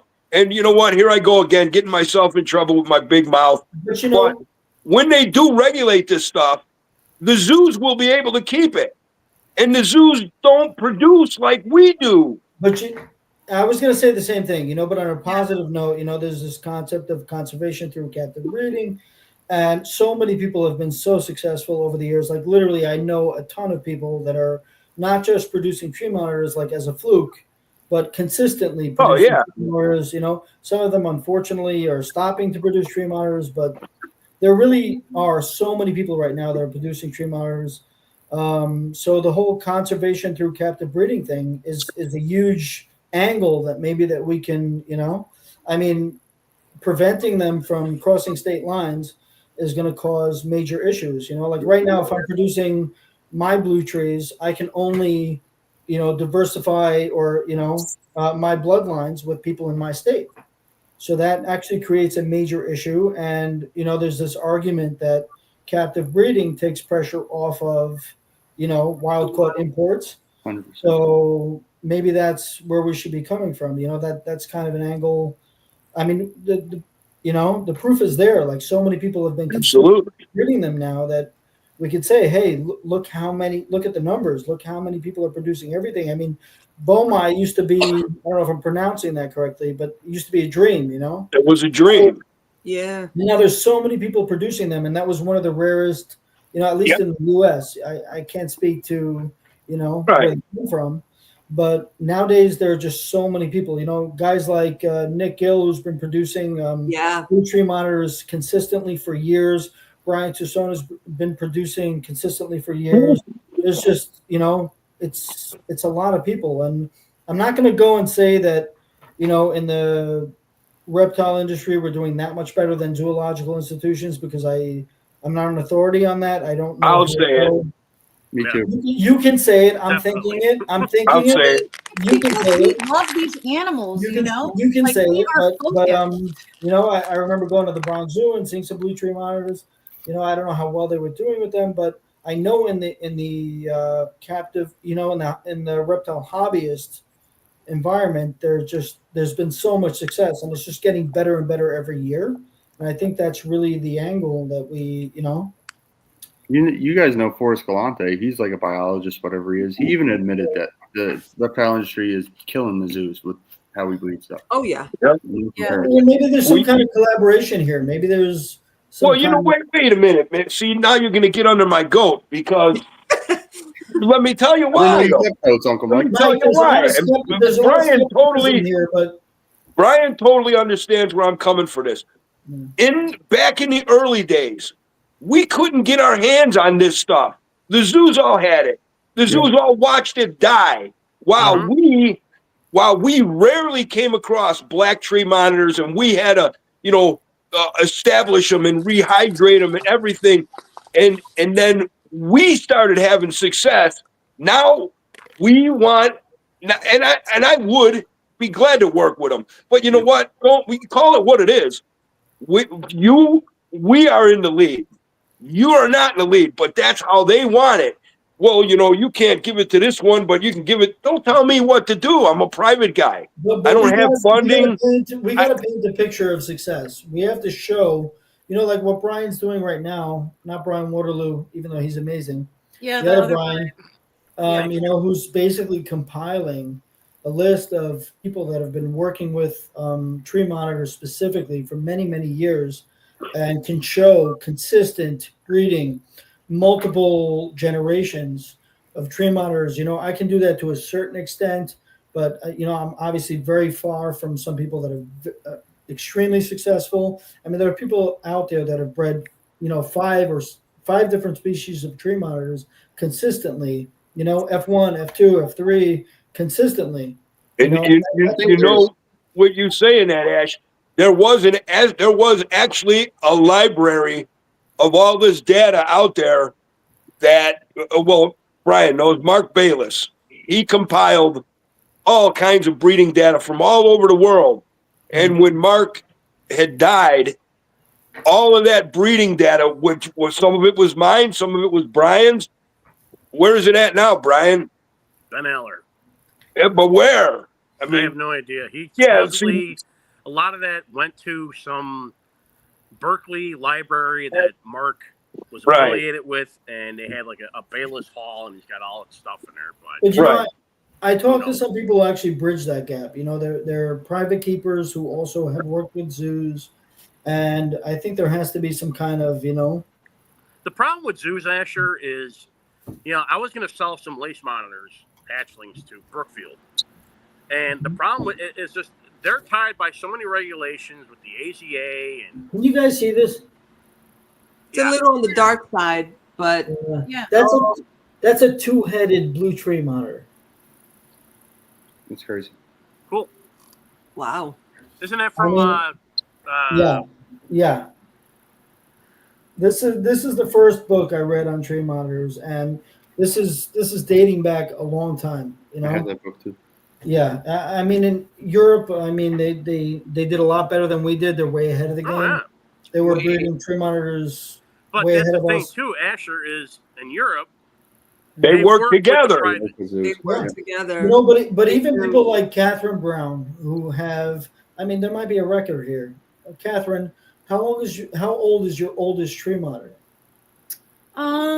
Well, right now my oldest one is a baby that I produced, and he is 13 years old. But I'm saying your original ones. I thought you had so my original ones. Yeah, the first pair that I ever had, they were alive for 14 years, both of them, and they both died within maybe like 6 or something months of each other. It was the female. She died first. They were breeding, and that's why she actually died, because she died on her due date.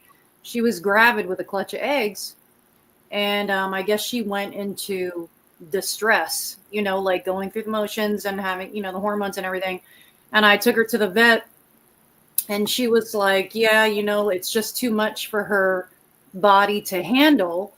That's why she's, and it was just too late. And that was actually really sad for me, because I had to make a decision, because the vet was like, hey, do you want us to remove her? Oh, fuck, I'm going to cry. But so she asked me if I wanted her. You guys her. don't tell me the F-bomb was allowed on this podcast. Right? But you could fucking say yes. I couldn't take that last clutch of eggs, because in my head it was denial that she was actually had passed away, because she passed away while I was at the vet's office. And they were like, yeah, we can take her last clutch, and you could, try to incubate. And I just couldn't do it, because in my mind I was like, what if she's not really dead? Because having an animal for 14 years, and then the point being is that in captive husbandry, the documentation is there. Consistent breeding in captivity. You would have asked me this question 10 years ago when I was lucky enough to produce them. I saw a handful of people producing them. Now there's literally like it's an insane amount of people. There's so many people producing them. I never thought that this was going to happen, but we've come so far. You know, everybody likes to talk about the negatives of, you know, the hobby and all that stuff. And this is just, it's a huge positive. There's so many people producing you know, whether you're talking about McCrae or Persinus or any of the tree monitor species, they require larger enclosures. You know, people used to keep them in exoterras, or little tiny, you know, nobody was breeding them. Now people are succeeding left and right. Every time I go on Facebook, I'm saying, hey, look at this clutch of Bacari hatching. Yep. You know, nobody was even keeping Bacari. They were these throwaway animals for $300 at pet stores, and now they're treasured because they're harder to find than green tree monitors, which were like the, you know, those were like the jewel of the, you know, monitor trade. And now it's like we can't find them anymore. They're nowhere to be found.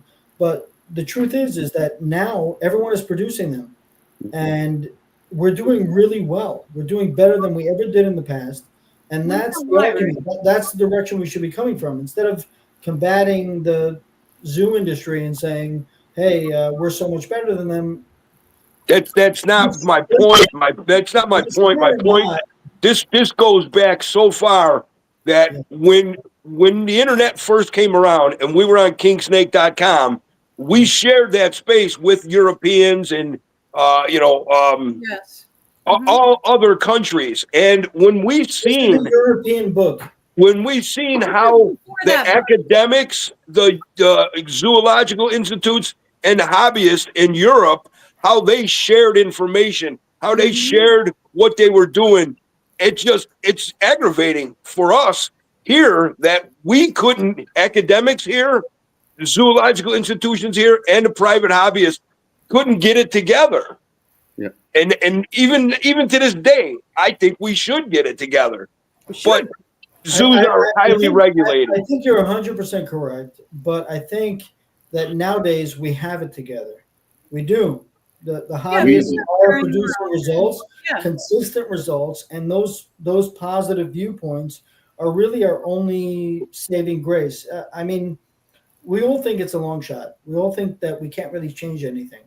But the truth is that we have a ton of success to show right now in the last 10 years.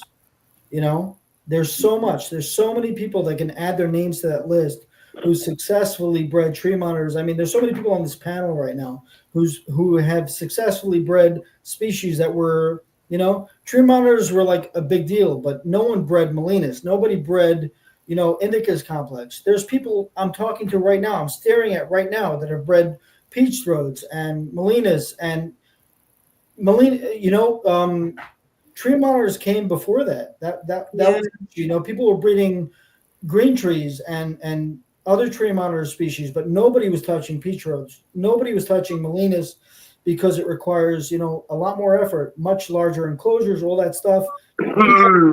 We have gone past all of that now. And we have had a lot of success. You know, everybody likes to talk all the shit about the reptile industry and all the failures we've had, but the truth is, you know, you look at it, we're way more successful than we've ever think we're in the best place we've ever been in these days right now.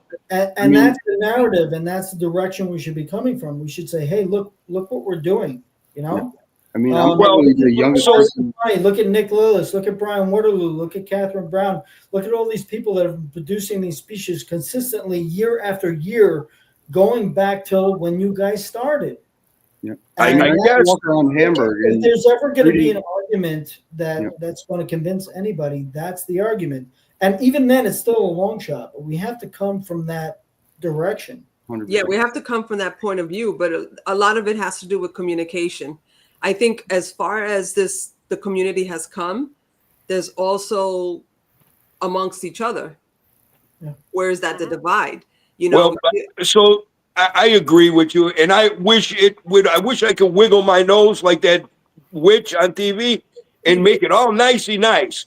But when, not like, for example, you're telling me if everybody was worried, and Nick, you notice, I worry about these species, some of these very rare species.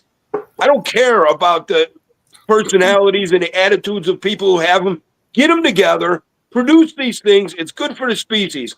Now, I've been contacted by many zoos. Hey, can we buy some Mertens from you? Well, yeah, sure. I don't care. Your money's green, right?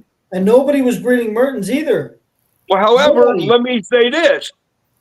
I'm looking at a guy right there with that American flag behind him. Put a pair of Parentes in his house. Put a pair of zoo Parentes in his house. And I guarantee you there will be Parentes everywhere. But they'll never do it. Let's start. But they'll never do it. Which is crazy. Parentes into Brian Waterloo's house. Well, Brian, why would they never do that? I mean, you're way more eloquent with this shit than me. Why would they never do that? Why don't they do that? I don't agree. I think they will do that. Maybe. I think they will. Ty Park. Maybe now. Ty Park got his hands on some Parentes. All right, it might be. Well, he's an AZA institute, so if they want those animals back, they're gone. Well, I think he's ZAA, right? Or is Ty whatever? AZA? He's some kind of. He's some kind of. We have to bridge that gap. If we keep saying, "Hey, you zoos suck," I'm not saying they suck. Let's work together. They suck. Right? Exactly. Let's work together. Hold on. I want to hear what Brian has to say. What is that? Tied down by too many regulations. That's the problem. Is that you'll have. I mean, I've known zookeepers that. I mean, shit. My graze monitor, I was able to put on a breeding loan with Dallas because they were willing to work with me because they had AZA status, but they're like, this is a really rare species, and you have a male. Can I ask you a question on that topic? How many of those interactions between private keepers and zoological institutions can we put on record to make a point? Well, from my experience, you can't put it on record because they're not supposed to buy from me. Yeah. Well, you know what we could put on record? Catherine, how many people do you know that have been breeding tree monitors? Nick alone can take Nick and Mike and Brian, and we can all. You guys keep records of everything you breed, right? Consistently for the past X amount of years. All of that can go on record. That's all, I'm sure but I think everything. Brian if I produce any eggs, I'm taking pictures. But Brian is just looking for blue tree breeders. He doesn't want the other tree monitor breeders. We have to start with one. But we need all the ammunition we can find. 100%. Yeah, we but have to fight back with that, or they're just I agree.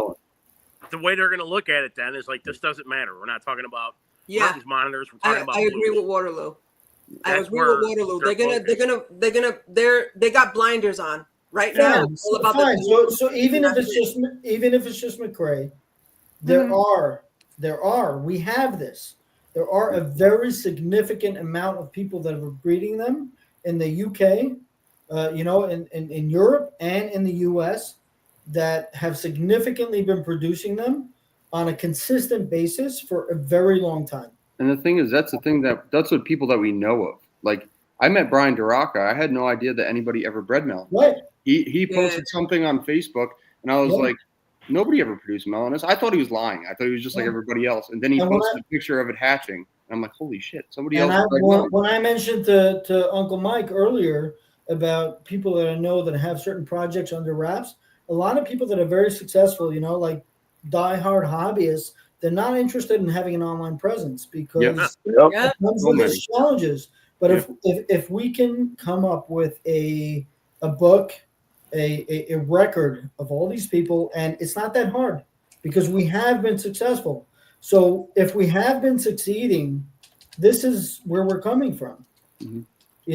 It's not like it's not like we imported them; they're all dying. That's not the case.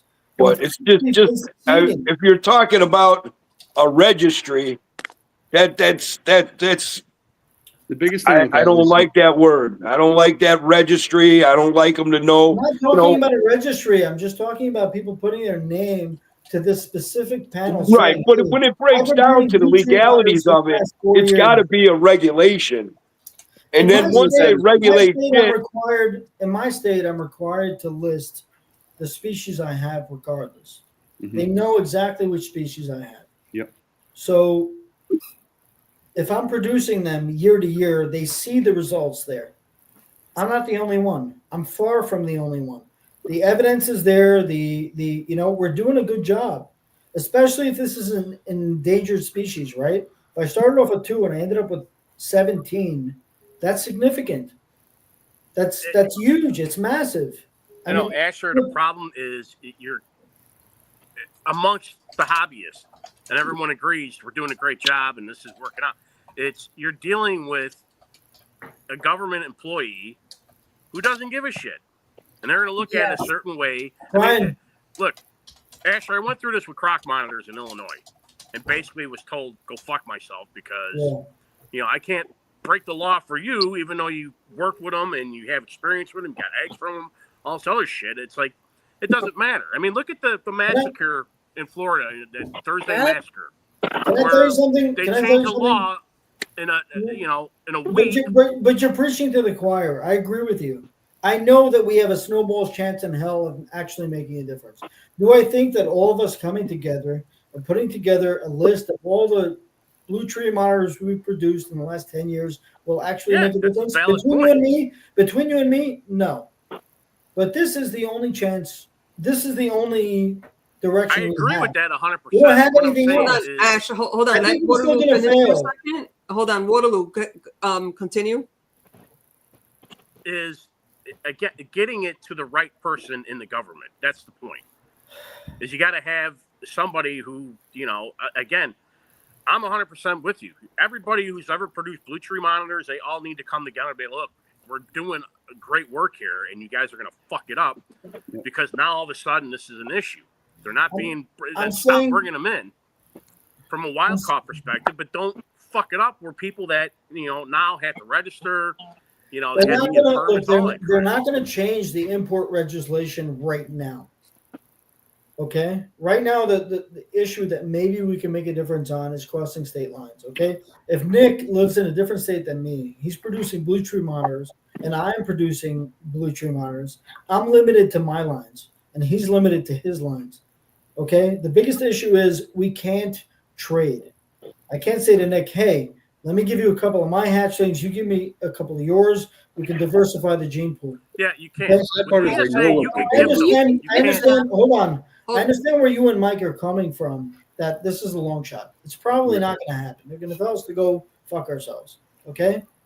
But our best and only course of action is a comprehensive list and proof of what we've accomplished for the last 10 years. If you all you got to do, go to Facebook archive. I'm saying if you can say that we have 20 different breeders here that have produced 356 blue tree monitors in the last 5 years, those are numbers. Those are statistics. Okay? Yeah, I agree. Asher, I agree. That's all we have. We don't have anything else. Do you want me to get on board and say, hey, Mike, Brian, I think we're going to fail? Yes. I think it's an uphill climb. See, but that's the thing. I don't think we are failing. No. I think by adding these regulations, they're going to cause us to fail because we're producing the shit out of these animals. And that's our argument. Our argument is you're going to cause us to fail. We've accomplished so much over the last 10 years. By creating these regulations, you are going to prevent us from continuing to succeed. But by showing them what we have succeeded thus far, we actually have an argument. Besides, is it an uphill climb? Absolutely. But that's our only chance. And look, I've never been on a podcast before. The first time they asked me to join a podcast was 10 years ago when I produced green tree monitors. They spoke to me about people like Catherine Brown, and I was like, what are you talking about? I was like, she's breeding lizards for, I don't know, I did this by accident. Like, who am I to say anything? I'm here because this matters to me. This is a specific issue that touches my heart, Tree monitors have always been the core of my interest in keeping reptiles. I keep blue trees. I've kept them for many, many years. I've bred green trees, thankfully. I've been lucky enough to do that. But the point is this is all we have. We don't have anything else. Do you want to discuss how likely we are to fail? I think this list needs to be presented to somebody that's going to benefit us and catch their eye. I mean, Brian I'm throwing out names, but someone Brian like is Forrest, working someone on that has some kind of backing, something like we're nobody to them. We're just people.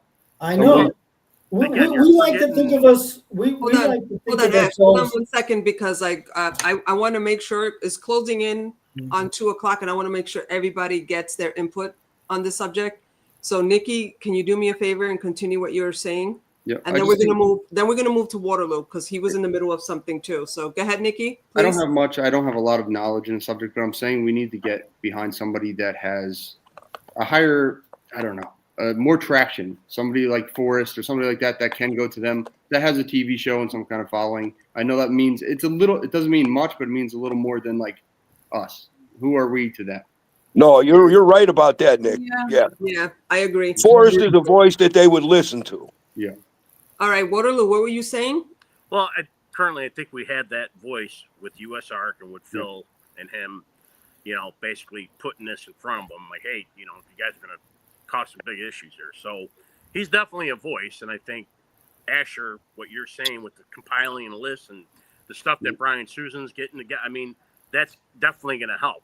I guess my point is, if it fails and it goes from state to state, that's where it becomes an issue, because then now you really don't have a voice, and then you're going to be dealing with some politician who that's why. Okay, this is a little out of left field, but that's why I was suggesting that instead of just talking about Baroness McCrae, we bring in all the massive success that people like Mike Stefani and Nick Lillis and Brian Waterloo and Catherine Brown have had with Varanids in general. I don't know if that'll matter with Take them. all the ammunition you can find. It will matter. These are Varanids. Scientifically, they're part of the same group. Okay. All of these captive breeders, look at what they have accomplished over one example of we need every tool in our tool chest in order to fight this. And I get you. I get what you're saying. And then you got other countries and municipalities and governments who say, like, with the prime example is the Borneo earless monitor. Yep. Those are our monitors. We own those. And I get it. I get it. That's great for your wild populations. But the few that have trickled out, why can't we just accept that those are no longer in Borneo? They are in the United States. They are in the UK. They are all over to Europe. And people are breeding them. Why are you going to regulate that? See, I think it comes down to like money and power and greed. That's what it is. Look, what we may have to settle for is a compromise. If they're going to say we're no longer going to allow import of Baroness McCrae, right? But they do allow us to transport them across state lines. Captive breeding through conservation. Okay? Nick can send his blue tree monitors to me. I can send them to him. Catherine can send hers to me. I can send them to her. They get their win. No more importation, at least for now. Right? I'm all for that. I'm just saying, let's get what we can. It's just let's get what we. I want to hear what Nick is going to say. Yeah, hold on 1 second, Ash. I'm sorry, hon. I keep interrupting you, but the thing is that I talk too much. Which is fine. That's what a podcast is for. But Nikki, please. People might not like this in the hobby, but for anything being imported, I always thought there should be like a permit process. You should have some kind of permit being imported. Once it's here, it's here. But I always thought that. Well, if it's here, what are you going to do? You're not going to send it back and put it in the wild. It's not right. Yeah. And I think, and I think, like, for example, Mertens. I don't know. I mean, they're smuggled. There hasn't been Mertens out of Australia, supposedly, legally, ever. No, however, if you put them in the right hands, you don't need to take them out of the wild. We'll have to produce them. Yeah. And that's the core of the argument. That's the point. The point is, but why don't they want that? They're going to create. They don't care. Right. They're going to create legislation regardless. They're going to create legislation regardless. Absolutely. That's the point. Wait, but hold on. If we can transport across state lines, Nick, Mike, guys, you guys are producing stuff consistently year after year. If they stop you from being able to cross state lines, it obviously takes all It's your done. and exactly. It's Well, done. that's the thing. That's the thing. Remember what I said earlier? Not every state is going to allow them. Not every state. Fine. Yes, Okay. Look. There's so many variables here. All I'm saying is, let's use every tool in our tool chest. Let's use everything positive about the captive breeding industry. Right now, everything about captive breeding is just being blown up on social media. It's all about, some guy getting bit by his cobra or the next Netflix. The negative stuff is what sells. That's why Exactly. it's fun. Can we create some positivity here? Because there is a ton of it, but none of it is being pushed out there. Okay. I'm sorry, Nick. I think what you're doing is incredible. I think it needs more views. Mike, I know you're humble as fuck, but the fact that you've been breeding all these species consistently over the years, Brian, you've created all these facilities and you've tried so hard to accomplish all these things for so many of these different species, accomplish so much breeding all these different species. Catherine, you have this online presence that spans, all this time successfully breeding reptiles in captivity. Let's use every tool at our disposal to try and win something. It's an uphill battle. Are we likely to fail? I'm not going to answer that because I'm looking for positivity here. No one cares. Hold on, Asher. Yeah, Asher. Waterloo? This is I guess the crux of it. And this is a perfect example of the right person in the right situation.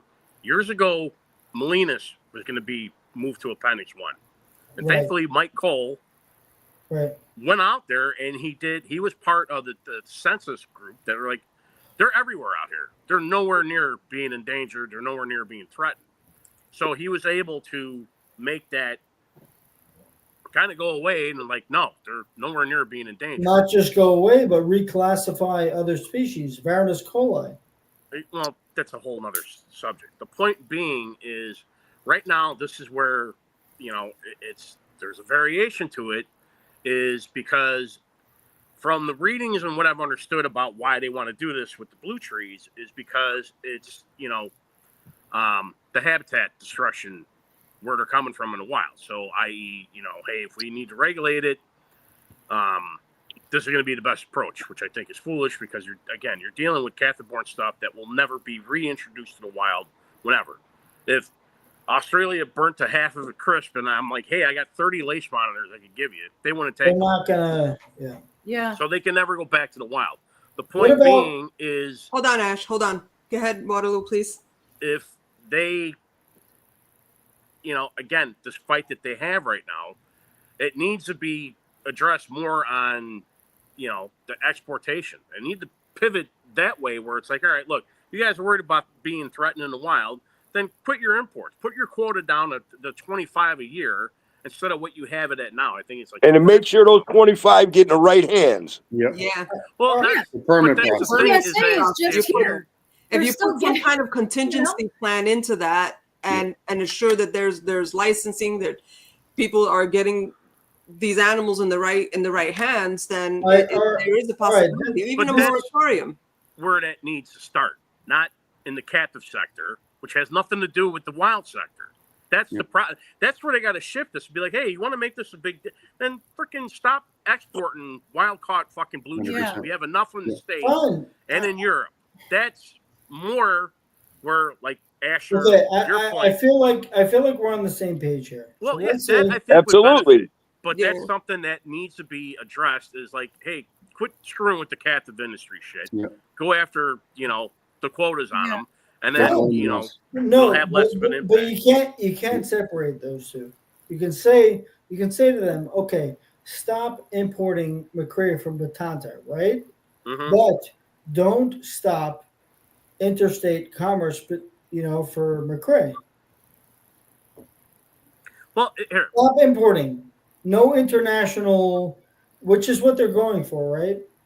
But they're not Yeah, just going for that. They're The saying ESA they're is saying- just here in the States, and it does nothing to stop, the blue trees from being caught and then shipped all over the, All over. They're cutting us Somewhere at the else. knees. That's what they're doing. They're going to cut us at the Oh, knees. wait, so hold we on one can't second. do this.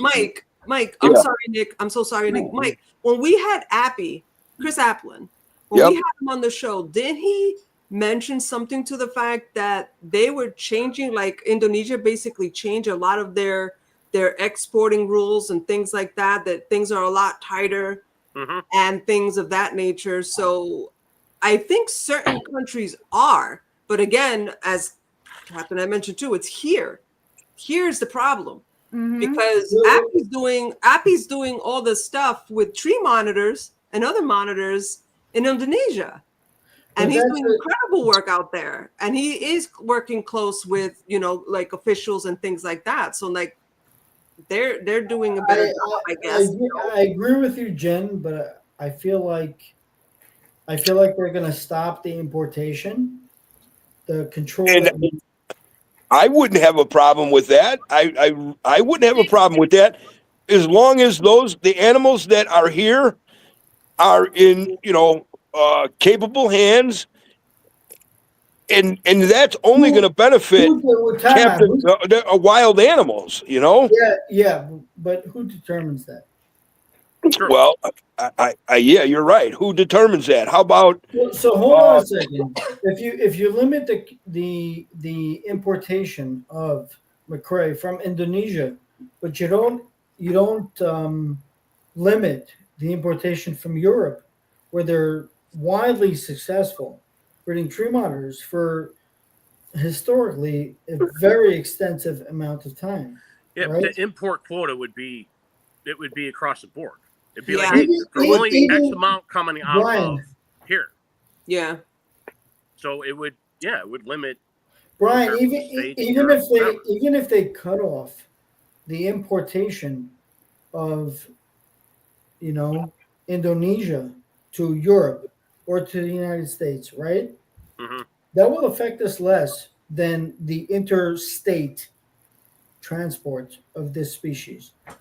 I can say definitively that we have successfully bred all of these tree monitor species, all of them, every single one of them, within the United States, successfully enough that if they can cross state lines, we can continue that breeding through conservation. Yeah, well, here's the thing that doesn't make sense. Why even stop that? It has nothing to do with the wild, them being put in Population. wild and over here. You know what I'm saying? Like, Well, our Hold argument on, is that Captain, keep going, Cat, please. well, I was just saying, like, it doesn't even make any sense. Like, okay, we're gonna list these animals as ESA animals, and we're gonna put all these regulations with these animals in the United States. But guess what? Like, how is that going to somehow protect these wild tree monitors from being taken in the wild? It's not, because it's just the United States, right? So why stop us from breeding them and being able to sell them and diversify bloodlines or whatever? Like, the whole thing is just even more than that. Why stop the importation from Europe? The thing is that by doing that, is they're creating more of a demand for people that really want something. You're not going to stop it. It's just like it's just like drugs or anything else. They're going to get them. They're Yeah, going to yeah. get them. creating a black market. Yep, exactly. Yeah. Yeah, for sure. you're just creating people going underground? Yes. So what's Which is Okay, what nobody so wants. what's- We don't want it. Nobody They don't wants want it. that. Absolutely And, not. and then if you really want to get down to the bottom line of it, and if they're really worried about these endangered species in the wild, you got to stop habitat destruction. That's the number one problem with these animals. It's habitat destruction. You're not gonna stop that. No, That's but the that's the problem, because we as human beings, we want everything. We want that marsh over there to put sugarcane fields, to make money for pharmaceutical companies, for food companies. And in the meantime, the animals are suffering all the while we're still here producing animals. So why fuck with us? I know.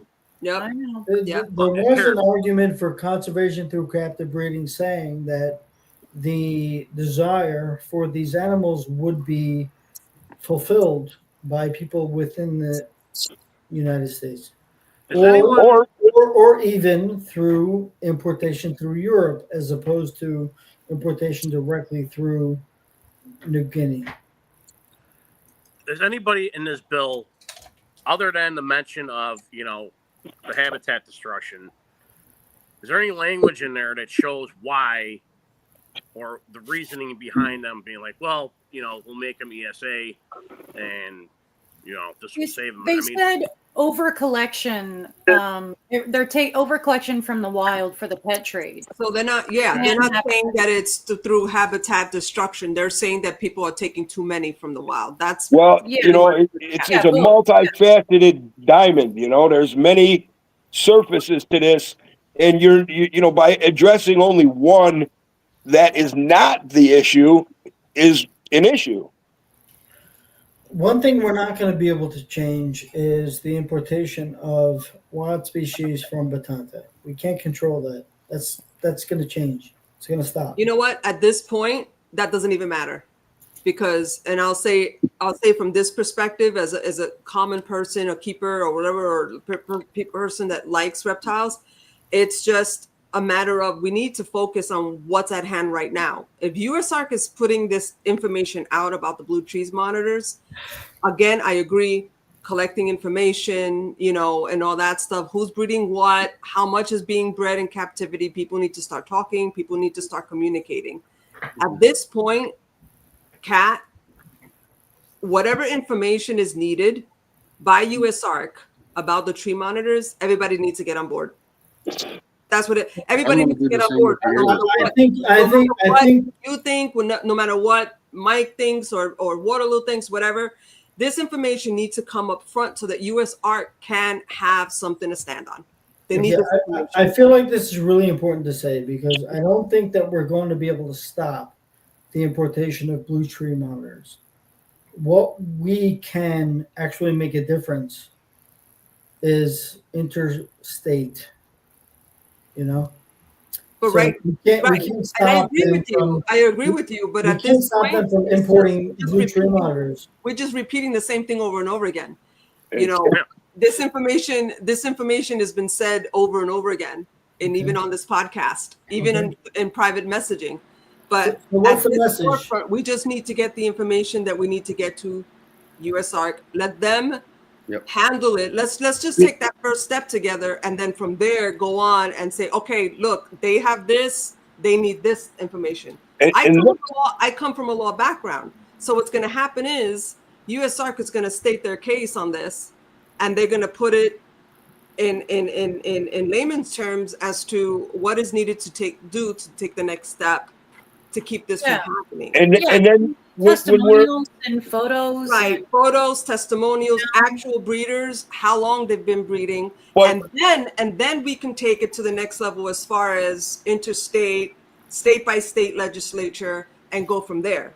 Okay, we as private breeders, we hold a certain value. We produce these animals. We maintain these species in captivity. So we're doing good works. However, we have an entity like USARK that fights on our behalf against who? Against PETA, against these other lobbyist groups that have all the money in the world. USARK doesn't. We're David fighting Goliath. I mean, that's bottom line is, we all can agree that in this world we live in, this sick world we live in, it's all about money. Money gives you the power. Money gives you all the stroke and the politicians and everything. USARK, we need to get our numbers up and we need to get our money up because we're fighting a giant. Yeah. And guys, we're just about the 2:00 mark. And we talked about the blue tree monitors. Yeah. What else was on that bill? Was it earless, and what else was on the bill? Just so it was the the Fly blue River, trees, the early, the Fly River. Yep. Fly River, earless, and then the blues. I just got a text from Ari Flagel. And he said it's also the Indonesian government's on this as well because they're like, too many. What's his standpoint on the Indonesian government? He Shit. just texted me saying that they're behind this as well because they want to establish Oh man, that's great news. That's great news. That is. That's cool. That is. All right, guys. Anything else before I wrap us up? Just I wanted to make mention for the next. I'm going to try to do this every show now. The next guest we have is Alec Najardian. Yeah, And on the 25th, he'll be joining us on All Monitor Talk. Absolutely. So, while from me and Jen, I want to say I didn't get it in, Jen, but you're looking fantastic, girl, always. Catherine, you too. Asher. No. I love you, bro. Hey, man, I love you, Brian. I love you, Nick. All you guys. Thanks for coming on. And this turned into something really productive, I think. Yes. Hope so. And yeah, I do too. And trust me, Ash, we're with you. We're with you. I just think, like with Nick, I wanted them Sulawesi Toji so bad. I wanted to breed them so bad.